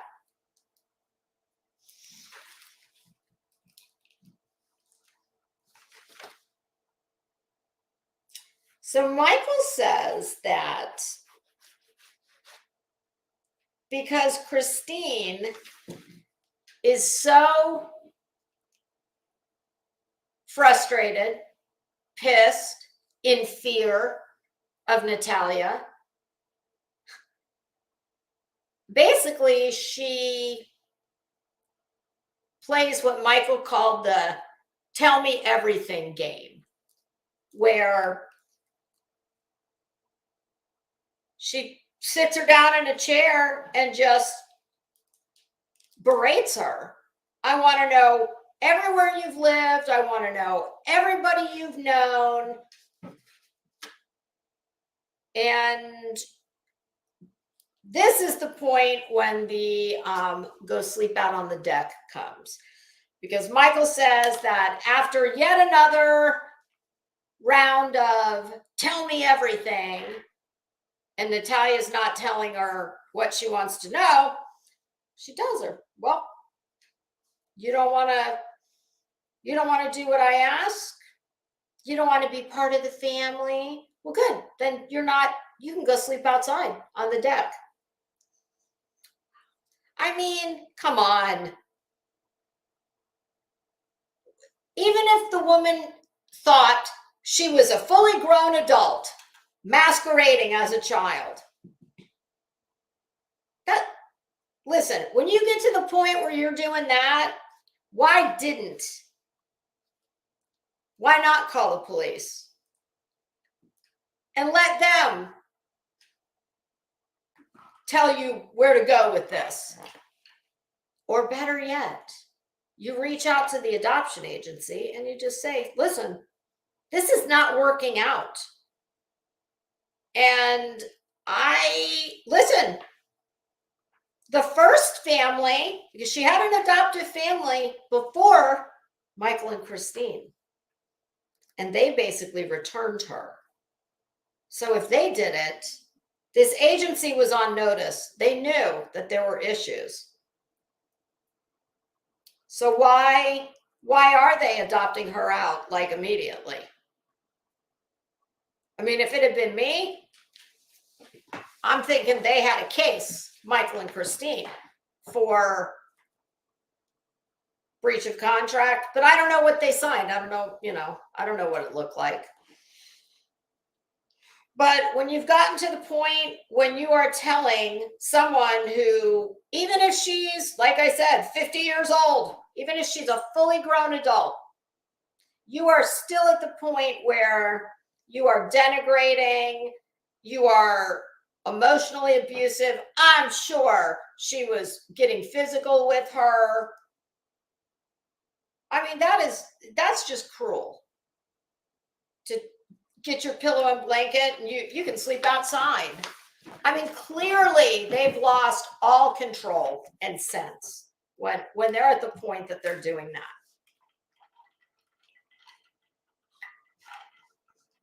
Ange, the quiet game. Yeah, we've all grown up on the quiet game. Hell, are you kidding me? I tell my mother-in-law it's time to play the quiet game. There are times when we have a really loud family, and certain members are, well, they're louder than the others. But I have told my mother-in-law, who's in her 80s, I've told her more than once, okay, we're gonna play the quiet game. So yes, we all know the quiet game, but Stargazer. Good point. They got Social Security because of her disability. That's right. Yes. I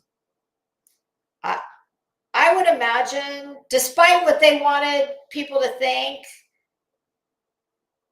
maybe they had a financial incentive to, how did Michael put it? Oh, we thought maybe our family was,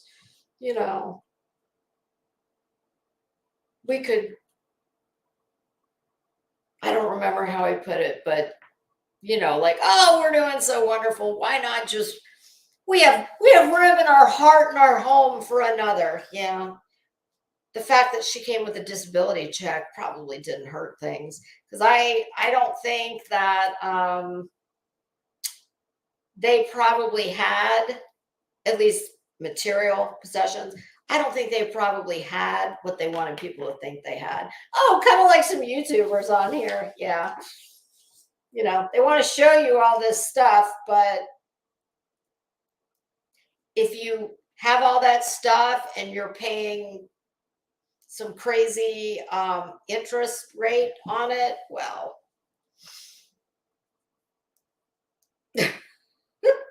Mike, she should. He's, good Lord, he is a handful. That would be a full-time job taking care of him.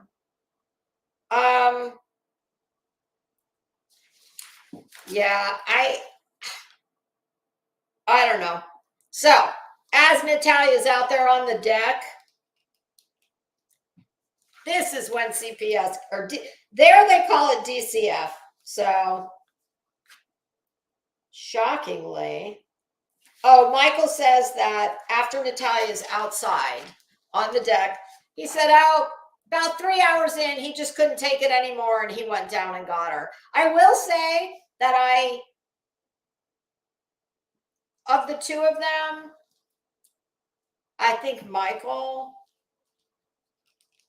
would definitely seem to be the nicer of the two. Even, and you didn't get to hear her speak like we got to hear him. So, I mean, we kind of only have him, but I'm not just going by that. I'm going by a lot of the photos. You don't see many pictures of her smiling. Even that one where all the kids were sitting on the sidewalk with their backpacks, she always looks sour, like she's a malcontent. But yeah, if I had to guess which of the two, like if I had to pick one, kind of like, what's that game? F, Marry, Kill.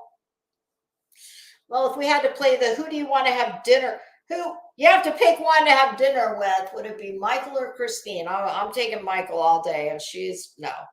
She just gives off that. She just looks miserable all the time. She looks like a bitch. So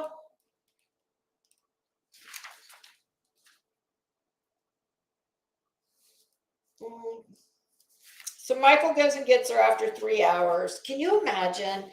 They don't say what time of the year it is, but Indiana, even, I don't know about the summertime, but I would say, depending on where they are at night, it could have gotten pretty cool. It's just cruel. I mean, you don't do that. No matter what. I don't care if she's a sociopath. Well, then you go through the proper channels and you get her the help she needs. But there's not a therapist, there's no one alive who's going to tell you, oh yeah, put her out on the back deck with her pillow and blanket. Come on, you can't do that. And rightly so. One of the neighbors called DCF. Enter Heather Thomas. I think it's Thomas, the DCF worker.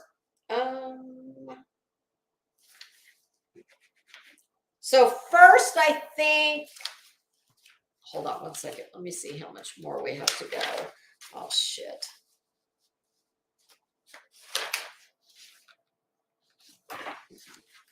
I don't know if the police were called first. Someone called on them. So the law comes to the door. I don't know if it was that night or the next morning, but the investigating officer gets a, let me just look at this. He's got a copy of her birth certificate from the Ukraine and a picture of her at 3 years old. And apparently when he shows it to her, she doesn't recognize herself. And she tells the cop that her birthday is in 2003, which is what that birth certificate shows, which would have made her 6, I believe, at that time. Michael says that the cop tells him that he thinks the birth certificate is bogus and that she is older than that birth certificate says. He says she's got baby teeth in the picture on the birth certificate, but she's got permanent teeth in a picture. I think it was from present day. Well,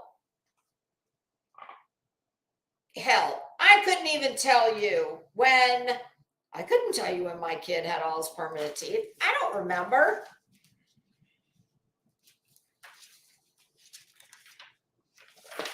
And according to Michael, the cop tells him, you need to get her age corrected. And he says, oh, what?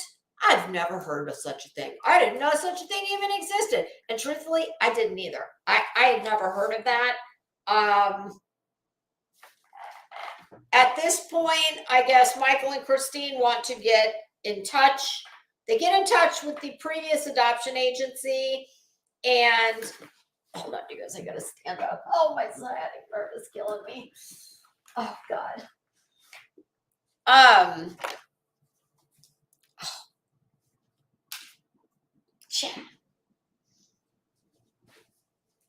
Sorry, I just broke my damn nail.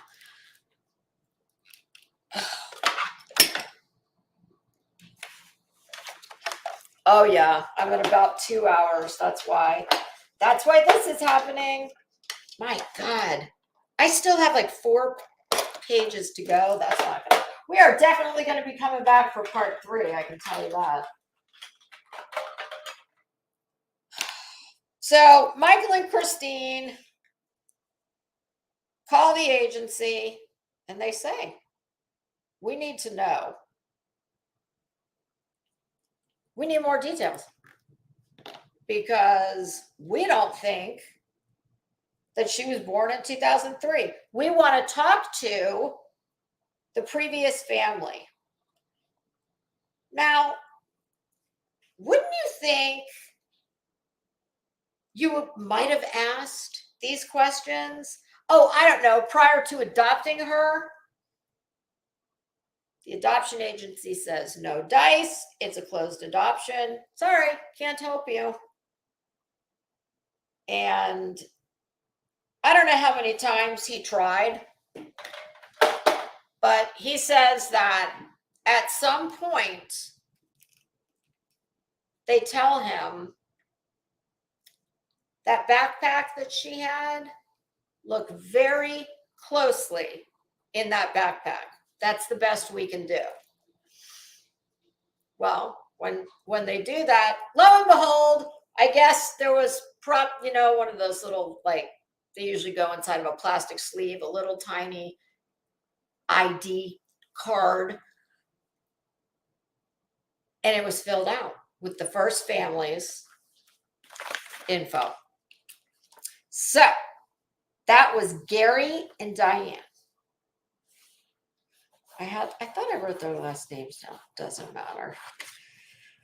Oh my God. Let me see how much more of this there is. God, there's quite a bit.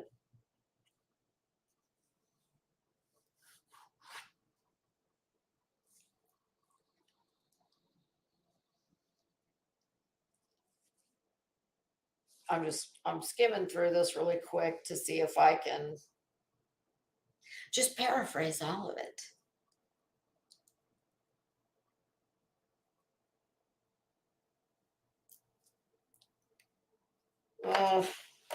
I actually have to kind of break that down a little better. So I think what we'll do is 1:36. God, I can't believe it's almost 2 o'clock. I'm going to give you kind of like the quick wrap up version of it. And then when we come back, I will go over, because I've still got like half a page of notes. So Oh, I really can't though, because this is kind of important. I don't want to skip right over it. It's 2 o'clock, almost 2. Oh, and my husband is out there mowing the lawn. And it keeps going right by my office window. Of course, I haven't even seen my husband except when we got up this morning. I was like, hi. He was going into his office. I was on the other side of the house. And when I got done and came out to find him, he's out doing yard. My husband loves to do yard work, which is good when you live on a couple acres. Of course, not all of it is manicured, but quite a bit of it is. So, hi, Take Kelly. How you doing? Yeah, there's so much of it that's just not. It's not even right. But so here's where we're going to pick up later. Before and kind of, there's 2 more couples that they get the previous adoptive family, Gary and Diane Ferris, I think their last name was. Somebody's last name's Ferris. Well, let's just say it is revealed that before the agency got in touch with Michael and Christine,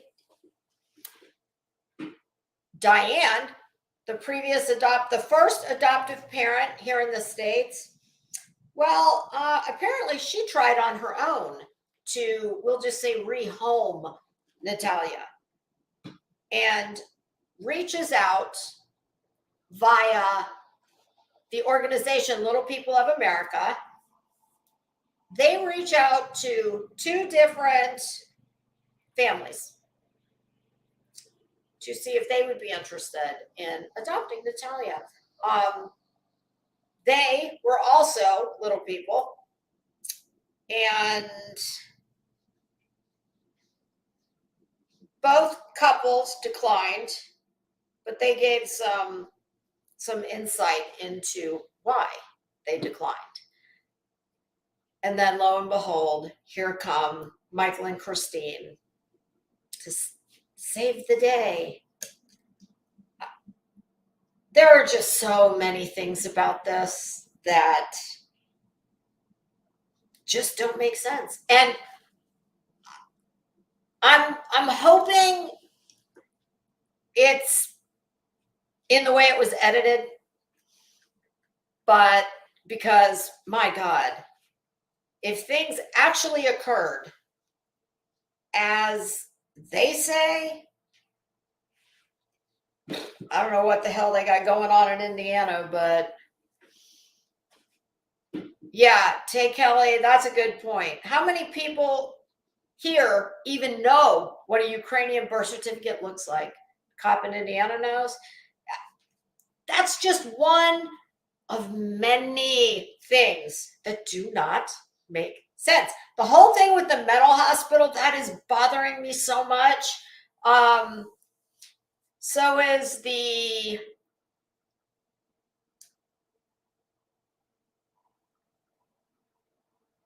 what was the other thing we were talking about that I just kept hammering away at it, that it just didn't make sense. I mean, the things he does say are troubling, and the things he doesn't say are equally troubling for me anyway. So, hey, Follow the Green, how you doing? And what cop? It's strange because you hear cops all the time saying, well, let me find a delicate way to put this. Because law enforcement is so overly burdened with calls, does it seem logical to you that this particular cop would put yet another thing voluntarily on his plate. I mean, I would have thought they would have come out and said, hi, we've had a call from someone who's concerned about, they said you had a child sleeping out on your deck, locked out on your deck at night. They would have given their story, and he would have, I don't know about Indiana, but I know here in Florida, they would have called, if it was a situation where they looked around and thought the child needed to be removed, they would have immediately called DCF, and whoever was on call would have come out and they would have removed that little girl. Michael did say, well, yeah, that cop found out early on he wasn't there about Natalia being protected from us. He was there to protect our sons from Natalia. Okay, even if what he says is true, then why was she not removed immediately? If he truly thought, oh, you don't say, she's a sociopath? Oh, and you had to lock her out on the back deck? My God, that's the only way to keep your family safe?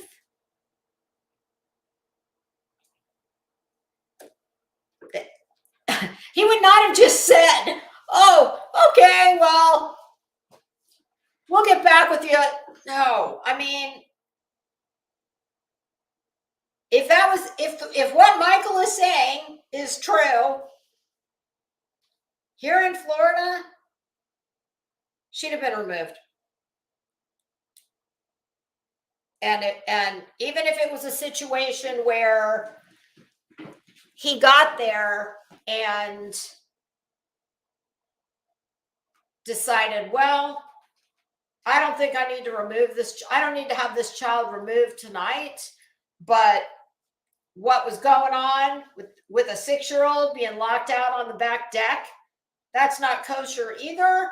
And this family is going to need some, some services. We need a CPS, a DCF worker. This is above my pay grade. I'm not sure what needs to happen here, but they need some type of intervention, if nothing else, for services. So that just doesn't sound right to me either. Why would the cop take it upon himself, to add to his workload,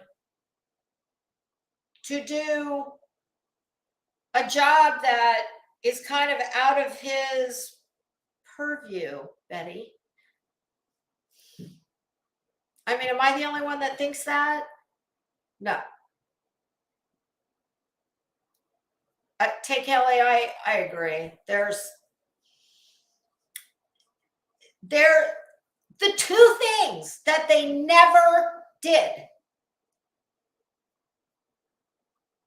They didn't call the police, and they didn't call the adoption agency and say, she is coming back to you. She needs more help than we can give. Our other children are in danger, and you did not disclose information that we needed to know, because we probably would have made a different decision. I mean, it's just common sense. Hey, Google is watching. It's definitely above my pay grade, but that's why we have DCFS, CPS, call it what you want. That's why that agency exists. They are also incredibly overburdened,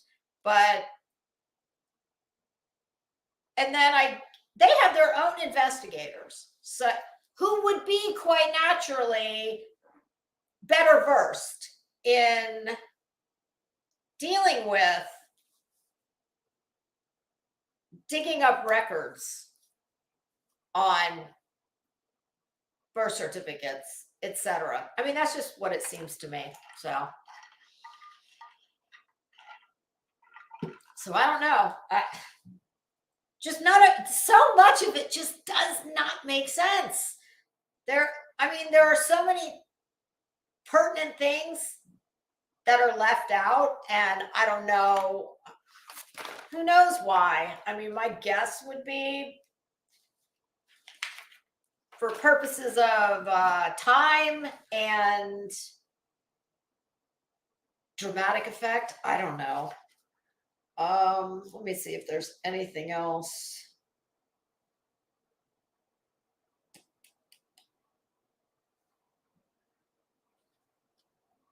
The other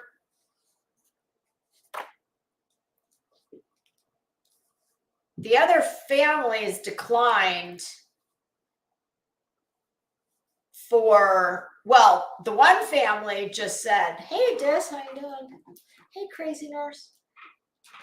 The one family just said when they went to go meet that the husband said, "No, there was something, I just felt like something evil."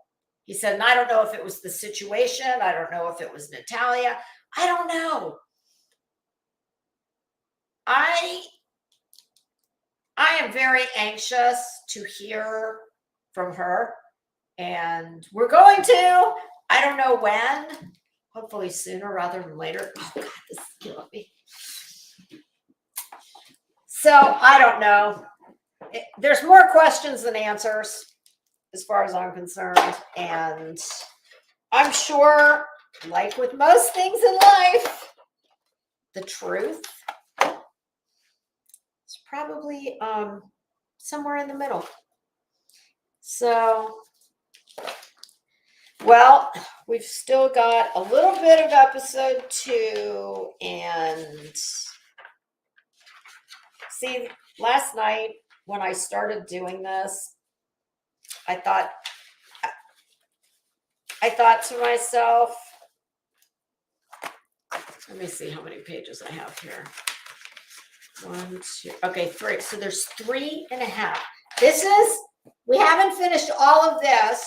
And then from here, and then 3 more pages. As I was doing this last night and today, exactly what I thought was going to happen happened. And sorry. Oh God. And I'm not going to do it this way again. And that is this. I mean, you see how many pages? Look. Can you see all that?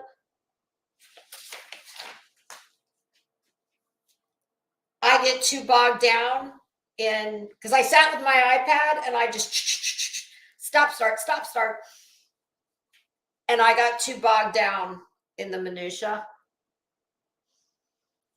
And it ends up making it take longer. And I don't know, when we did episode 1, I had no notes and I was going strictly from memory. So I think when we meet again, these I'm not going to use. I mean, just this little bit of 2 that we need to finish. When we do 3, I'm not going to use those notes. I'm just going to skim through it again. I think that's going to be the best way to do it. We're not going to do 2 episodes at a time. It's too much. We'll do 1 episode at a time, and I'm not going to do any notes, because I think it flowed better without the notes. So, oh, Liza, I agree. There are probably lawsuits from Maine to Spain on this one, and everything in between. And how about her, Natalia? Can you? I mean, wow. I really don't know much of anything about adoptions at all. I do have a friend of decades who adopted a child via a closed adoption.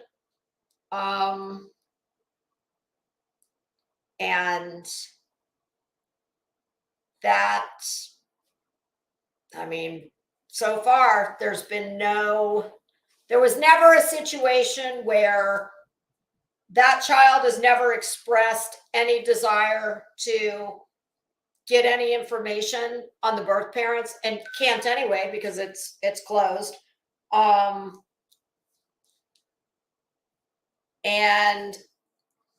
I think there actually was a very significant health issue that came up, and it would have been very beneficial to get some medical information, some more than they had, but that they didn't even try because it was closed, and it wasn't through it was not done through an agency. It was done through an attorney. So, but I know that I think adoption is one of those areas that, I mean, wouldn't you think that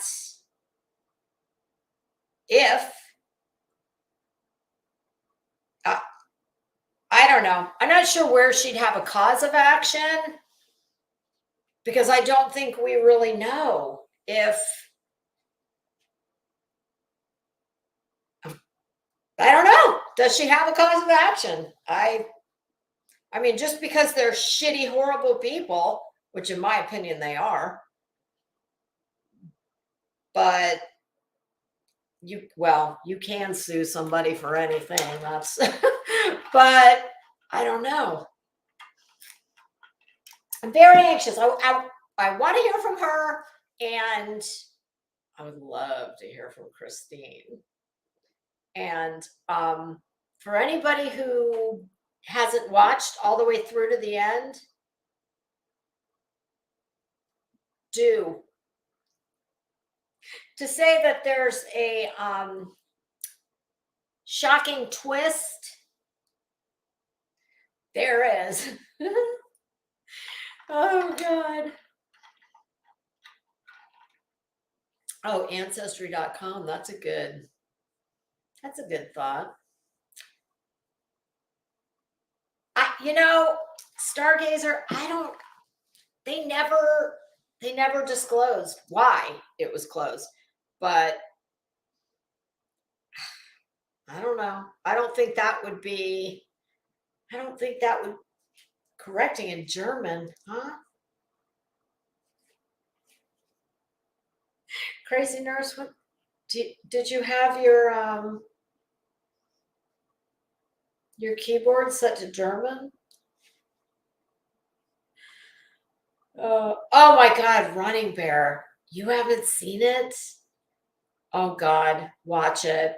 Listen, it's quick because the episodes are they're about 45 minutes, 48 minutes.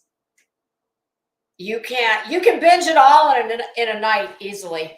I watched, out of 6 episodes, I watched almost 5 the first night, and then I finished it up the next day. Oh, here's something. This is something funny that I was thinking. I thought, well, you know what? I'm going to ask you guys. Okay, so this is a weird quirk that I have with a series. Usually it's only like only a multi-part series. And it's just a weird quirk I have. And I'm like, I wonder if anybody else does that. And it's usually only on something I really like. Oh God, does anybody remember back in the day, there was a show called, was it a show? It was either a Showtime. It was Cinemax or Showtime, I believe. It was called The Big C with Laura Linney. That was a fantastic show. That, and what did I do this with recently? Shit, I can't remember. There's been a few things recently. I will get all the way to the last episode and I will not watch it. The best I can figure out the reason I do it, because I only do it with shows that I really like. And I think it's some weird subconscious thing where I don't want it to be over. So I don't watch the very end. Damn it, why can't I remember what I just did this with? It was something recent. And I'm talking, I will watch every episode except the last. Like, that is kind of weird. What the? Oh, was it? No, it wasn't Game of Thrones. Vikings? I don't know. Am I the only one who does that? It's looking like I might be.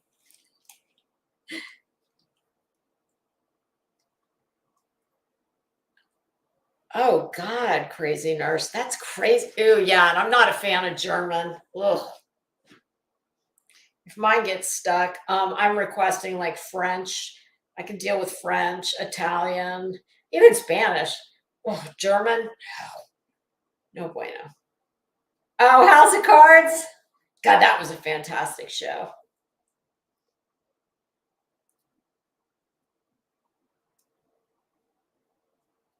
Oh, wow, Running Bear. That's interesting. Yeah, it's funny because I have family members who are adopted and they had no desire at all to find out. Oh, you do, Crazy Nurse? I know, comme si, comme ça. I know my very little bit of high school French I took. French is a pretty language. I wish I could remember what show I didn't finish. Oh, well, I know what it wasn't. And it's coming back. Did anybody else hear that Ozark is coming back for another season? That is a fantastic show.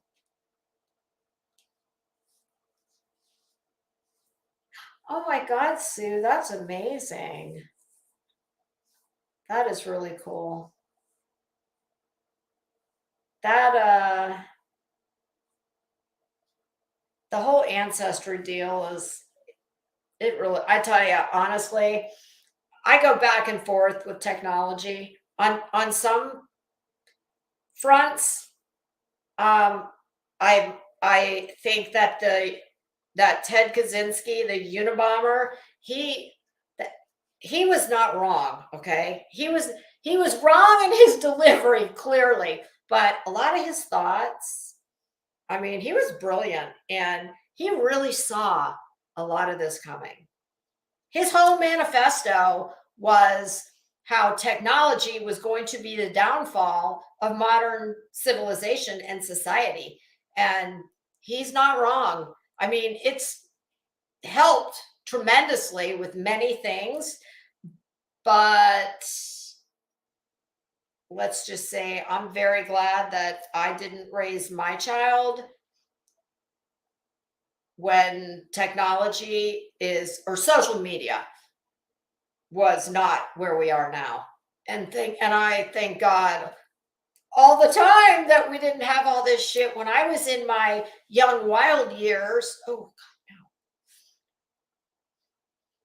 no. Yeah, he really, I mean, Ted Kaczynski was freaking brilliant. Number one, he was an absolute genius. I mean, legit, like in the literal sense of the word, he was a genius.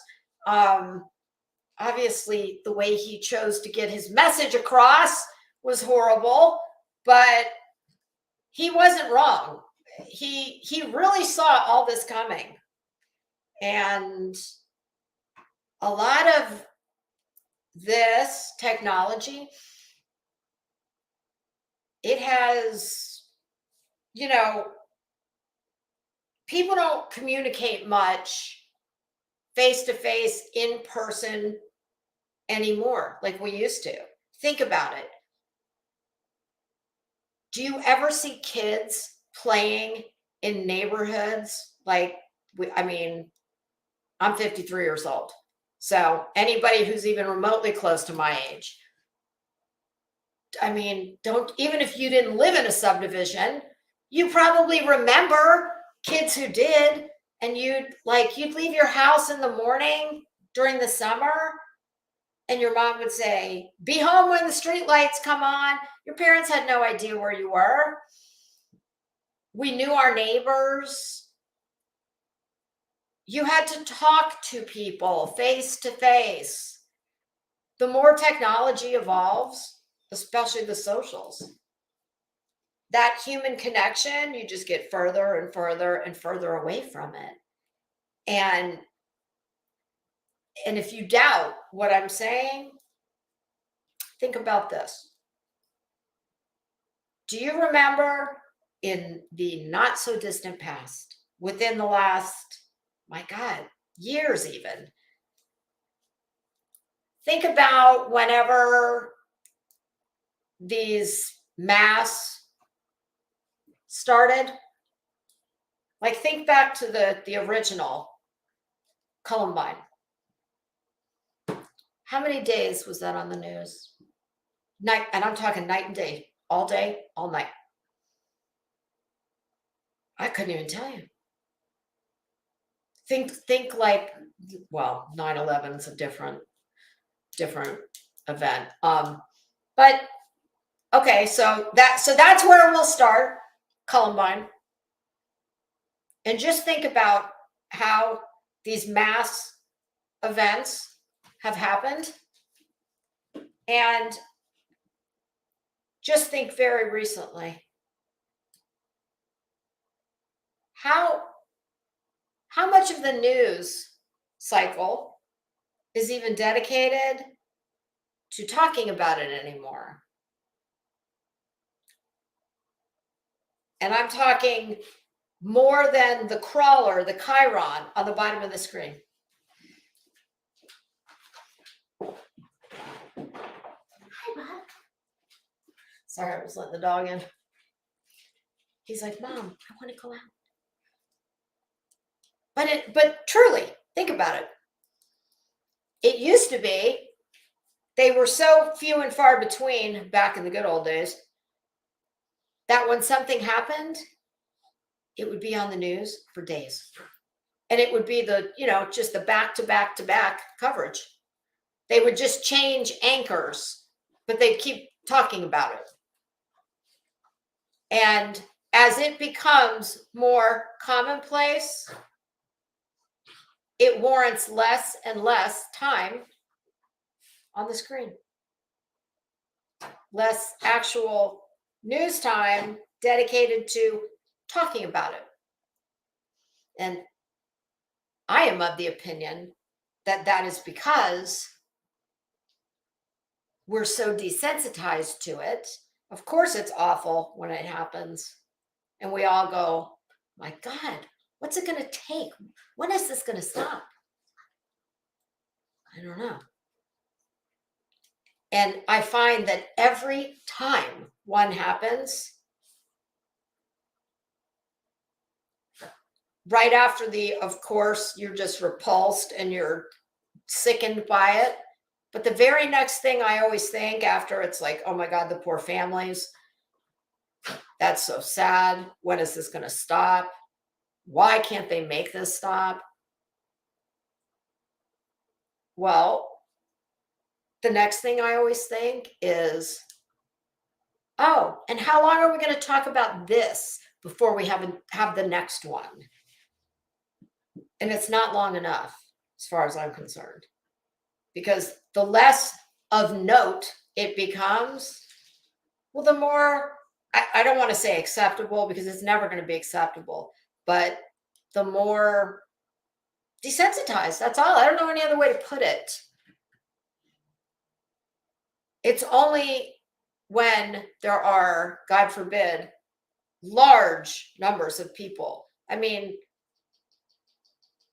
double digits, I would imagine, is what it takes to actually get the kind of coverage that one or two people would warrant. And I mean, I'm sorry, I'm convinced that the less human to human interaction that we have, because we don't have to anymore, because technology makes it very easy for us to be very singular. Listen, I say all the time, and I mean this. I'm like that far from being an agoraphobic. It's probably just because I'm getting older and I'm more, I have a very, fortunately, I have a very, stable life. And I've lived my wild years, and now I'm older. But I say all the time, everything I need is in these four walls. And if it's not, I can have it delivered. I can very easily stay in my house, not leave my house for, days at a stretch. I mean, I'll go to the grocery store, which is literally 3 minutes away. I mean, I purposely don't get groceries delivered because that'll just be one less reason I leave my house. And it's not like I think, oh, well, I don't want to go out because I'm afraid something could happen. It's not that. But I'm just trying to make the point that the less we have to interact with other people. I mean, one of my favorite phrases is, the best time to call me is text. And I feel that way.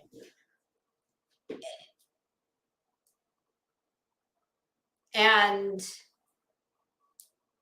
the more technology makes it so that we don't have to interact person to person, we don't want to. And if you're somebody who ain't, ticking right upstairs, and you've really got this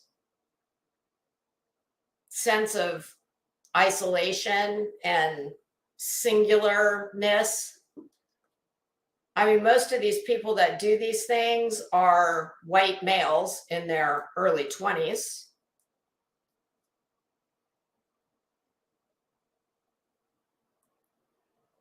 I think the less you have to have human interaction, the easier it is for people to, especially people who aren't wrap tight, the easier it is to start forgetting that we are all human. We're not an avatar. We're not an app.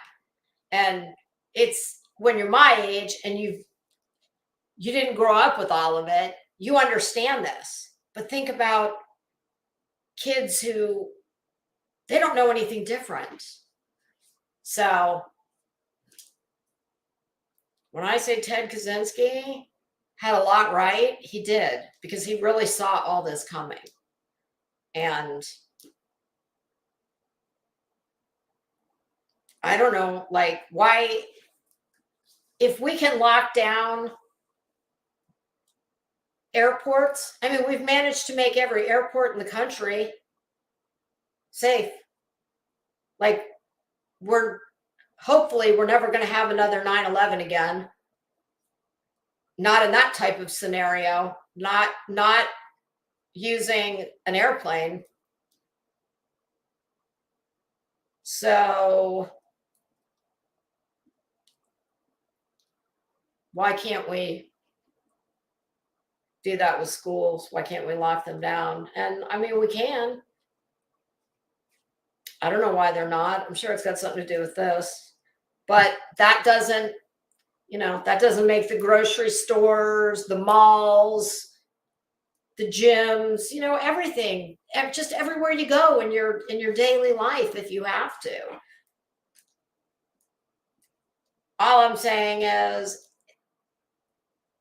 technology has really made it easy to be very disconnected from your fellow man.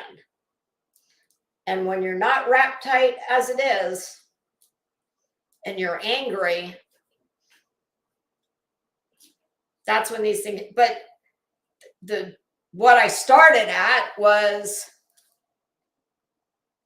how, just look over time, think back to the first mass event that you knew about or became, or, was part of your story. And think where you sit now. Oh, my God, when 9/11 happened, holy shit. I remember the sound of an airplane had me just complete. And I wasn't anywhere near the towers. I have a family member who watched people jump, but I wasn't near.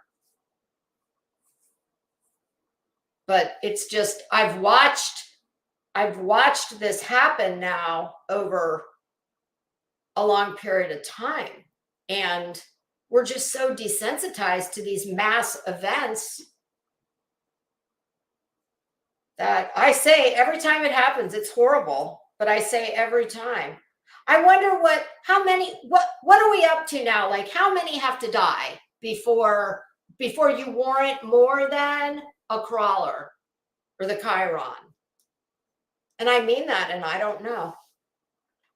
But I know this, the number's getting more and more. I haven't seen it lately. I mean, it'll warrant a few hours. And seriously, think back to one of the first reportings of like a mass event like that. They did not even take commercial breaks. Think about where we are now. They'll report on it on, mainstream media or whatever you listen to. But they take commercial breaks. And it's because it happens so often that it's becoming the norm. I mean, I hate that I'm saying that, but that's, and when you don't have to leave your house, I mean, truly, technology has made the world a place where if you don't want to leave your house ever, well, we are almost to that point where you don't have to. I mean, you'd have to leave to go to hell, not even the doctor. You just do doctor on demand, unless you've got something really, major, a broken bone or something. But think about it. You can work from home. Hey, B, how you doing? You can work from home.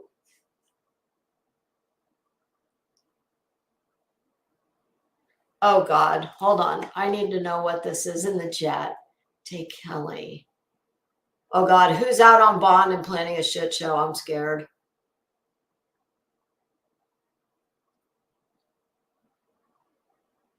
Oh, you have an animal sanctuary? Oh, yeah, you guys, listen, and I didn't even know this. I found out on YouTube that balloons and even those Chinese lanterns don't ever do that. They are devastating to wildlife. Gosh, that's, finally, I can put something on my list of good that YouTube has done for my life. But truly, it has. I didn't know that. I had no idea how devastating balloons are to all the wildlife. It makes perfect sense. But I don't know. I just never thought of it because I don't ever, I don't release balloons or anything like that. Hi, Whoopies. But, oh, here comes Fat Man. Hi, Whoopi. Fat Man is Whoopi. That is Jay Whoopi, my 30-pound Maine Coon. Hi, buddy. I know, you love the dog. He's got 2 other cats to play with, but his BFF is the dog. They're besties. They share a bed during the day. Of course. What? Oh, listen, if you can get up here, I'll let you sit here. But Whoopi, you're too fat. This is too much of a jump for you, my friend. If I had some Noosa yogurt, he'd jump his fat ass up here, wouldn't you? You'll do anything for some Noosa or cereal milk. He says, I like that Fruity Pebble milk too. You got any of that?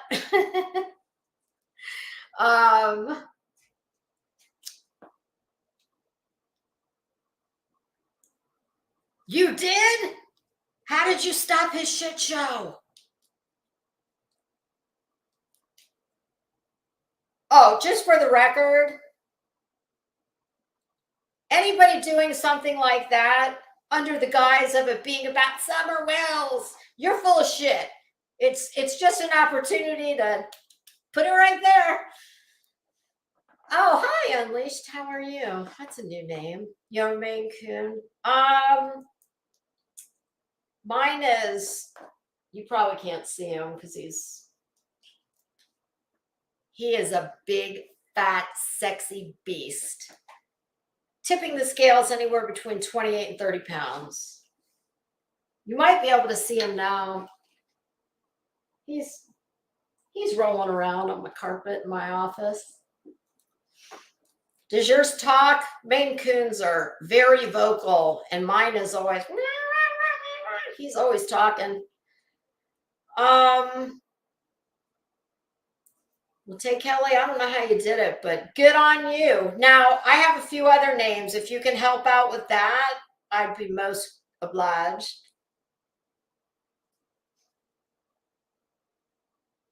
Oh, yeah, it's so, yeah, no balloons. You got people don't do the balloon thing. There's other things you can do. Balloons take, listen, I live in a state where the wildlife here, well, we have the manatees, which were almost went extinct because of people tearing through the intercoastal waterways. They're even in the Gulf too, but a lot of the intercoastal waters, they go in brackish water, they go in fresh water, with boat props that were, killing manatees and pelicans and other, wildlife that hang out in the Gulf of Mexico, especially pelicans. We actually had more than one sanctuary because fishing line would get wrapped around their bills or it would get, tangled up in their feet. Oh, it was terrible. Hey, Shiva Mom. Hi, Earth. Oh, that would be so nice if he canceled. That's like the grifting Christmas for them, though. I would be shocked if he canceled anything.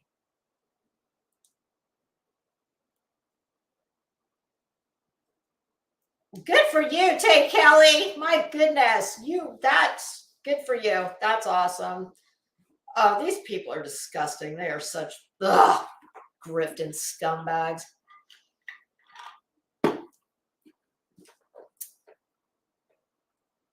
So he canceled it? That I am all about that. I think that's amazing. He'll just do an online telethon, but whatever. At least they won't be there being a menace to the state of Tennessee. For anybody who's not not familiar with that Warrior's Path. I only went because I have family in Knoxville, and for 2 years I talked about I want to go see it. And the first year I wasn't able to, but I did this last December, and that is a gorgeous park. It is really pretty.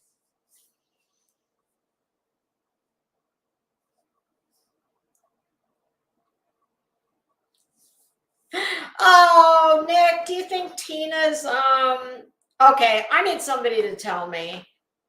Did I hear correctly that she has been living in public housing for 26 years?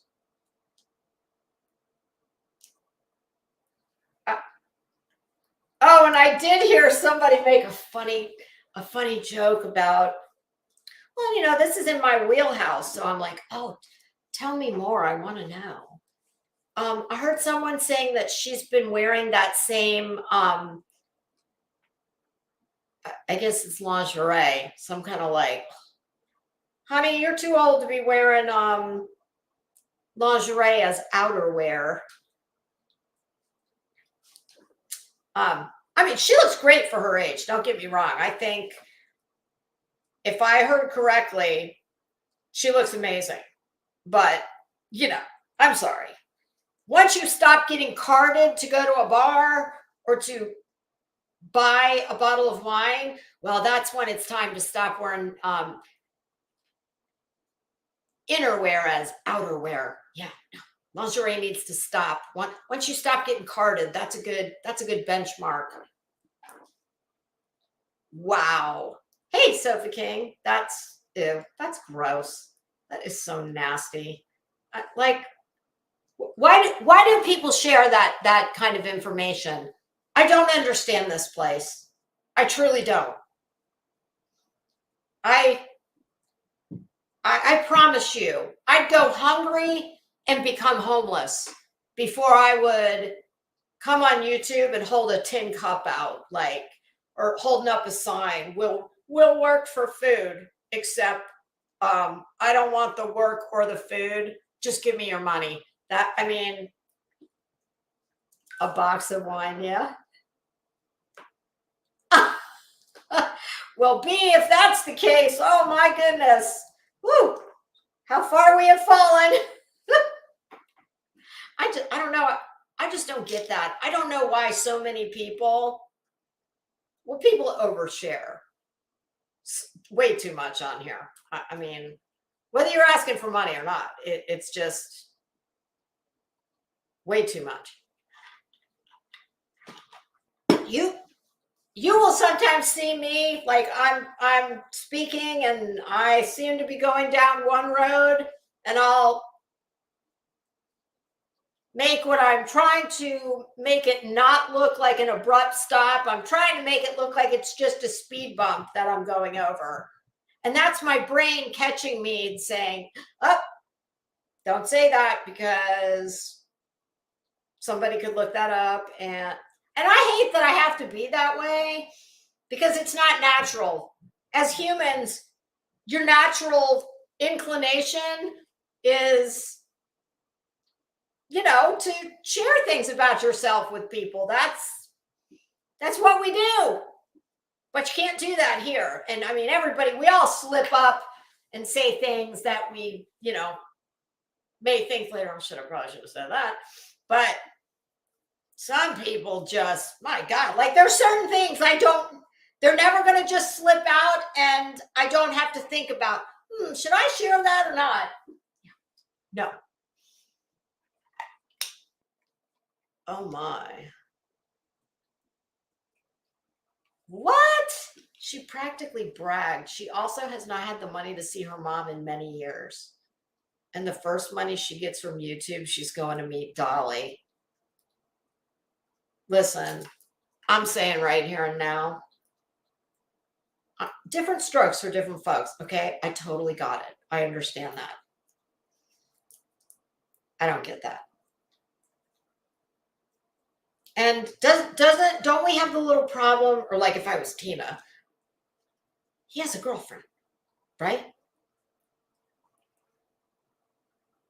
And let's not forget about the wake of women left in his rearview mirror. They can't all be wrong.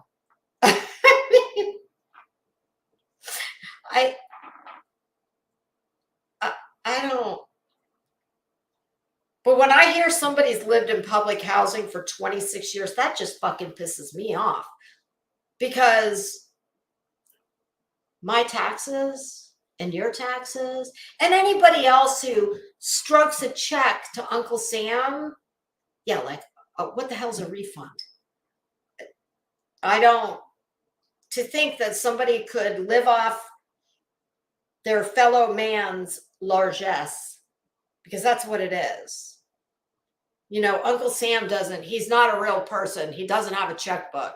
No, we fund his checkbook to pay for people.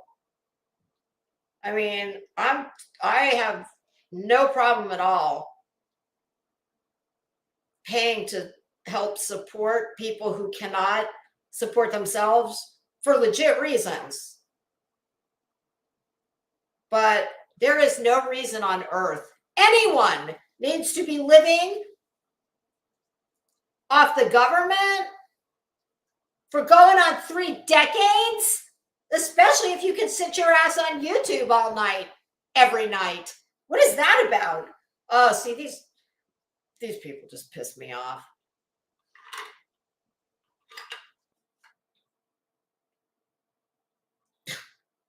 So gross. Are you kidding me? Unleashed?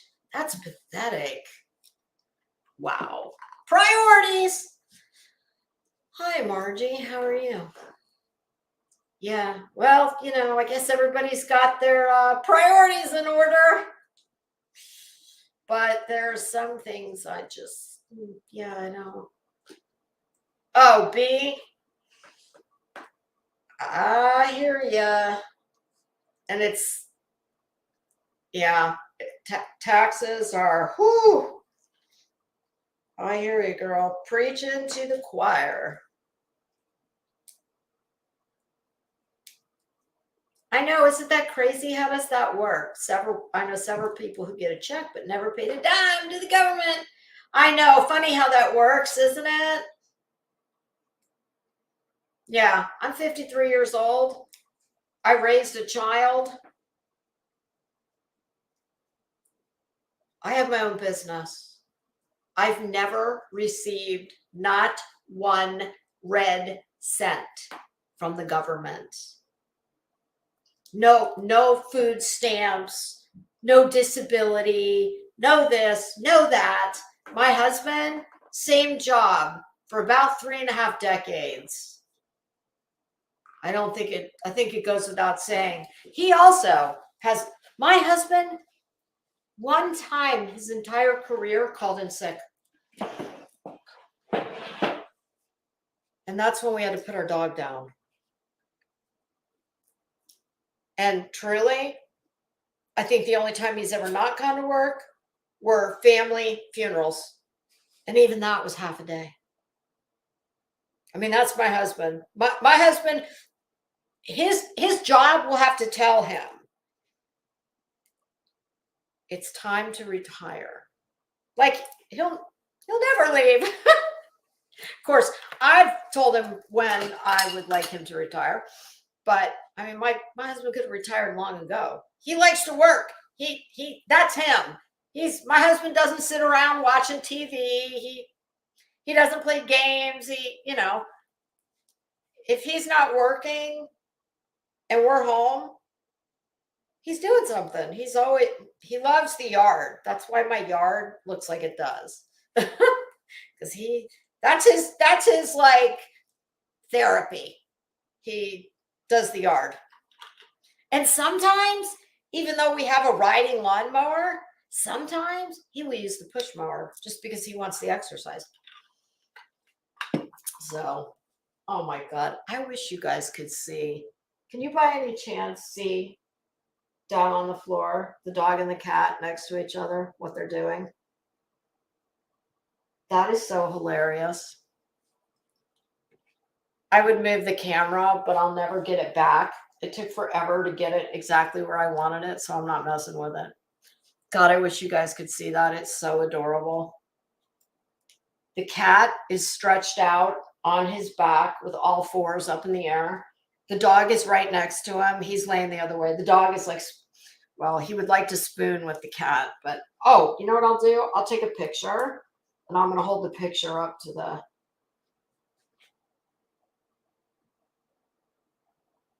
Okay, let's see now. Hold on. I want to. Can you see that? How funny is that? And please notice that the cat is much larger than the dog. He is double the dog. The dog's about 13 pounds. Yeah, they're besties. They do that all day. Oh, Sofa King, yes. The cat's almost 30 pounds. The dog is 13. But for some reason, those two are BFFs. And it's more the cat loves the dog. The dog, he's had most of his teeth pulled because he's 13 and they start to decay. So he half his teeth are gone. And he will still, like, if the cat approaches him just a little too, I don't know, for whatever reason, it'll piss him off and he'll lunge at him and he'll go, "Argh!" And the cat just looks at him like, yeah, what's your problem? Yeah, the cat definitely loves the dog much more than the dog loves the cat, but they still spoon in the dog bed like most of the day. Yeah, he's a big fat piece. Actually, the cat is going to get his twice yearly haircut. His hair is so long, and especially back where his tail is, like he can't keep it clean. So twice a year he gets his lion cut. He'll look like a little lion. He looks like a lion wearing socks. Because all they do is they keep the mane, so that's like a ruff, and then they shave the tail up to like just like a lion's tail, and then they keep the feet to where it looks like he's wearing socks. It's so cute. But yes, it's time. Listen, he's so fat that when he has to go to the vet, my husband, I can't carry the crate. You try carrying 30 pounds with a handle in a plastic crate. So my husband has to put him in the car. And when I get to the vet, I have to tell them, hey, Queen Bee, how you doing? I have to tell them, you got to come out and get the cat because I can't pick the crate up. And they look at me like, what is this bitch talking about? And they'll come out to the car and I always tell them, 2 hands. You're not going to want to pick that up with one hand because it'll break. Like the handle will break. And they, of course, disregard what I'm saying. And they open the door and they go to pick it up and they're like, oh God, he's big. I'm like, yeah, kind of like I told you, 2 hands. Well, I'm just reading the chat. I'm still trying to catch up on Queen Bee's live from last night. I got about halfway through. Oh my God, it seems like everybody in this place is feeling some type of way about something. My God. Honestly, I was in hysterics. What is Willow's channel? I want to look at his channel. I know somebody put it in the chat for me, please. Because I think when I just searched like just under Willow, a whole bunch of, I just need the name of the channel because, oh, it was a full moon a couple nights ago. And I thought, oh God, that's not going to be good. Oh, Whoopi, did your BFF leave you? Sorry. Yep, the dog. The dog just headed out. He said, bye, I'm blowing this pop stand. Nick, you don't know the name of it? All right, well, next time I'm over at Queen Bee's, I'm gonna ask while I'm there. Because I've been meaning to ask. He is so funny. He's like the male version of me, I think. He's quicker than I am though, but I think he's quite a bit younger than me too. I'm like, oh yes, I remember when my brain used to be that fast. Enjoy it.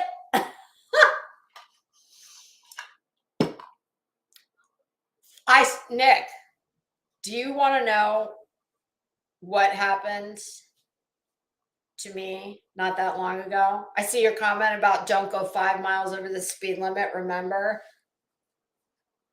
I'm the only person in the world this happens to. I'm on the interstate and we have like an HOV lane. So is it a Saturday? I think, yeah, it's a week. Is it a weekend? There's no traffic. I'm in the HOV lane, but it's not really the HOV lane. You don't have to have more than 2 people in your car. It's the express lane, we call it here, I think.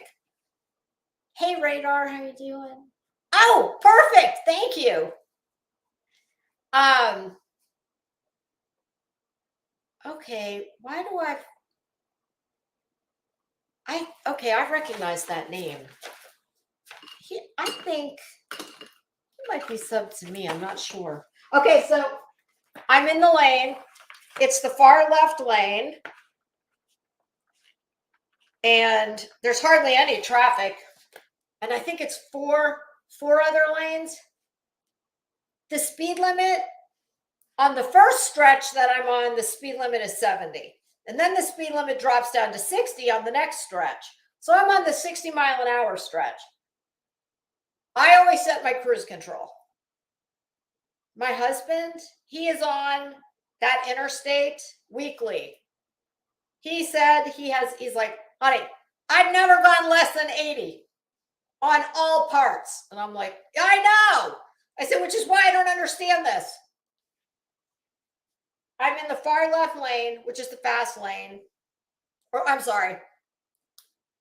When I say the fast lane, it's got those like the express lane. Yeah, that's what we call it, the express lane. And it's got those little plastic sticks that, if you hit them, they just fall over. I'm going 68 miles an hour in a 60. People are flying by me.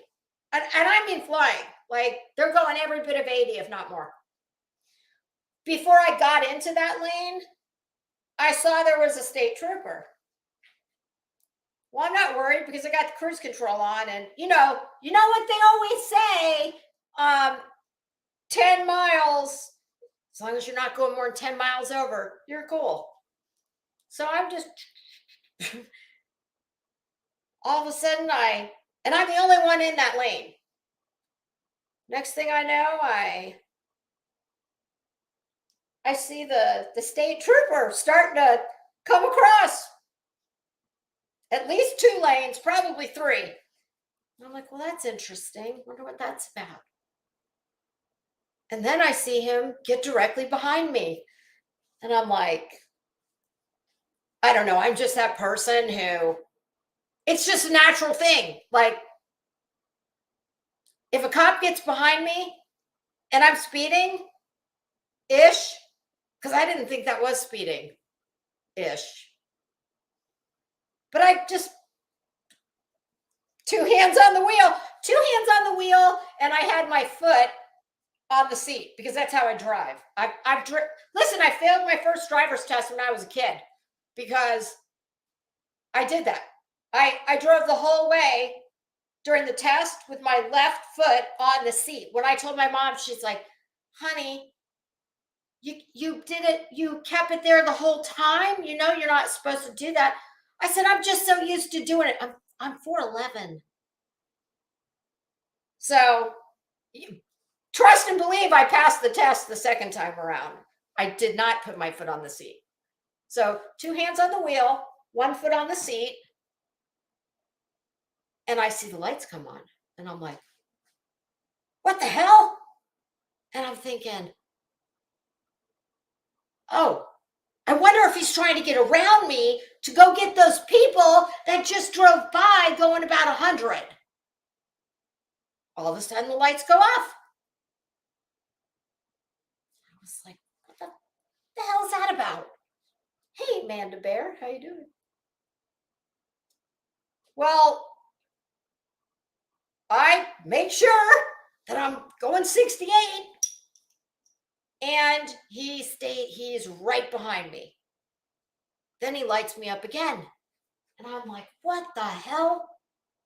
Well, now the little sticks, the plastic sticks have ended, and there's an exit. And I figure out, I guess he wants me to pull over. So that's what I do. And he turns the lights off. And I'm like, it's like, am I on camera? What the hell's going on here? And then he lights him up again. Okay, so now I know for sure. Okay, it's me. He's not trying to get around me. He's trying to pull me over. So I have to cut across 4 lanes. There's an exit. I take the exit, which does one of these. And not only does he light me up, he puts the speaker thing on. And I'm like, holy shit. I'm talking to my mom on the phone, and I said, oh my God. I said, just stay on the phone with me. Okay. So he gets out of the car, and I don't know why he's pulling me over. I'm like, what did I do? And I'm thinking, God, my tags are good. I'm already getting the stuff. I've got the license. I know you don't need the card anymore because they see the insurance on the computer. So I roll the window down, and he's kind of young. Everybody in Florida knows state troopers, they don't play. If a state trooper pulls you over, they're ticketing you. Like, they don't just pull you over to say hi. Other like sheriff or your little, town police department, that's not a given. State trooper's a given. So where I have to pull over is almost that's dangerous. But I'm like, oh shit, I'm not going any further because he really wants me to stop. So I did. And cars were like coming off the interstate and had to go around me. It was dangerous. It was stupid, really. So I've got the license ready. I've got my mom coming through the car, the Bluetooth. But I just told her, I'm like, just listen. Just don't say anything. So I roll the window down. And of course hi. And he says, first thing out of his mouth, I'm not going to ticket you. What do you want to take me to dinner? Like, what the fuck? What is this? So he says, I gave him the license, and he said, I'm not going to ticket you. You don't have any warrants, do you? I literally started laughing. I said, warrants?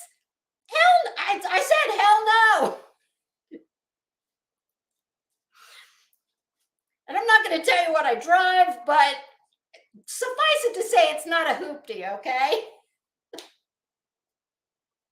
So he took my license. I promise you, he was back in like 2 minutes.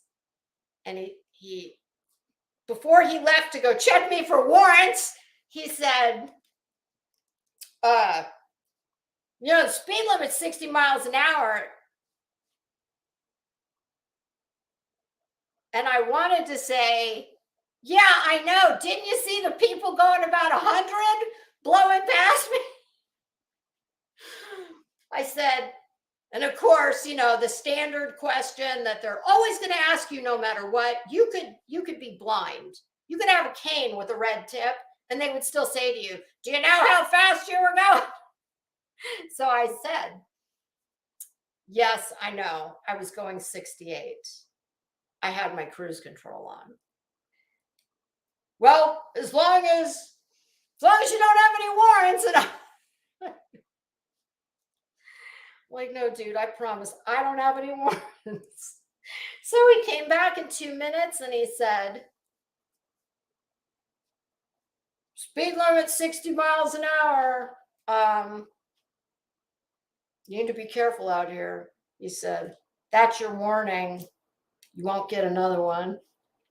I said, thank you very much. Of course, I say thank you when they give me a ticket too, because I'm just polite that way. But I called my husband immediately. I said, you are not going to believe what just happened to me. And the first thing he said, are you shitting me? He said, first of all, who gets pulled over in the far left lane? And second of all, he said, you know, I've never gone less than 80 on, and he's gone faster. He's like, are you sure you weren't doing something else? I said, no, I wasn't doing it. So please do not believe the myth that you are safe as long as you're not going more than 10 miles over the speed limit. No, Nick, not an Audi. Oh, so that's it. That's my show and tell for the day, kids. I got a ton of stuff I need to do. And I am, let's see. Oh, tomorrow I will not be here at all. We're having a big family party. So tomorrow's no. I think I'm good Monday. Maybe Monday we'll do it, but we're going to we'll do episode 3 of Natalia Grace. And then I'm sure, because I won't be watching YouTube tomorrow, I'll have so much to get caught up on. I'm still trying to get caught up with last night's festivities, we'll just say. Oh, goodness. I did have a couple laughs from some of the panel guests last night. What was the one? Something about tarot cards. Oh, God. Oh, boy. Like a moth to the flame. Yes. Bring us your tired. Bring us your hungry. Bring us your batshit crazy. Bring us our YouTube huddled masses. So I'm going to go try and finish that Queen Bees from last night before tonight's, before the new drama. God, at what point is drama considered stale?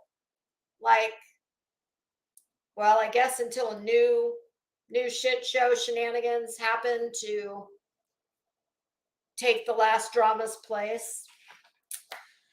All right, kids. Well, I hope everybody will have a fabulous weekend, and you'll see me somewhere. You'll see me somewhere tonight running around, just not here. But if I don't see you this evening, probably Monday. All right, everybody. Hope everybody has a great day. Enjoy your weekend. Go outside, touch grass. And I will see you all probably Monday. Okay, bye.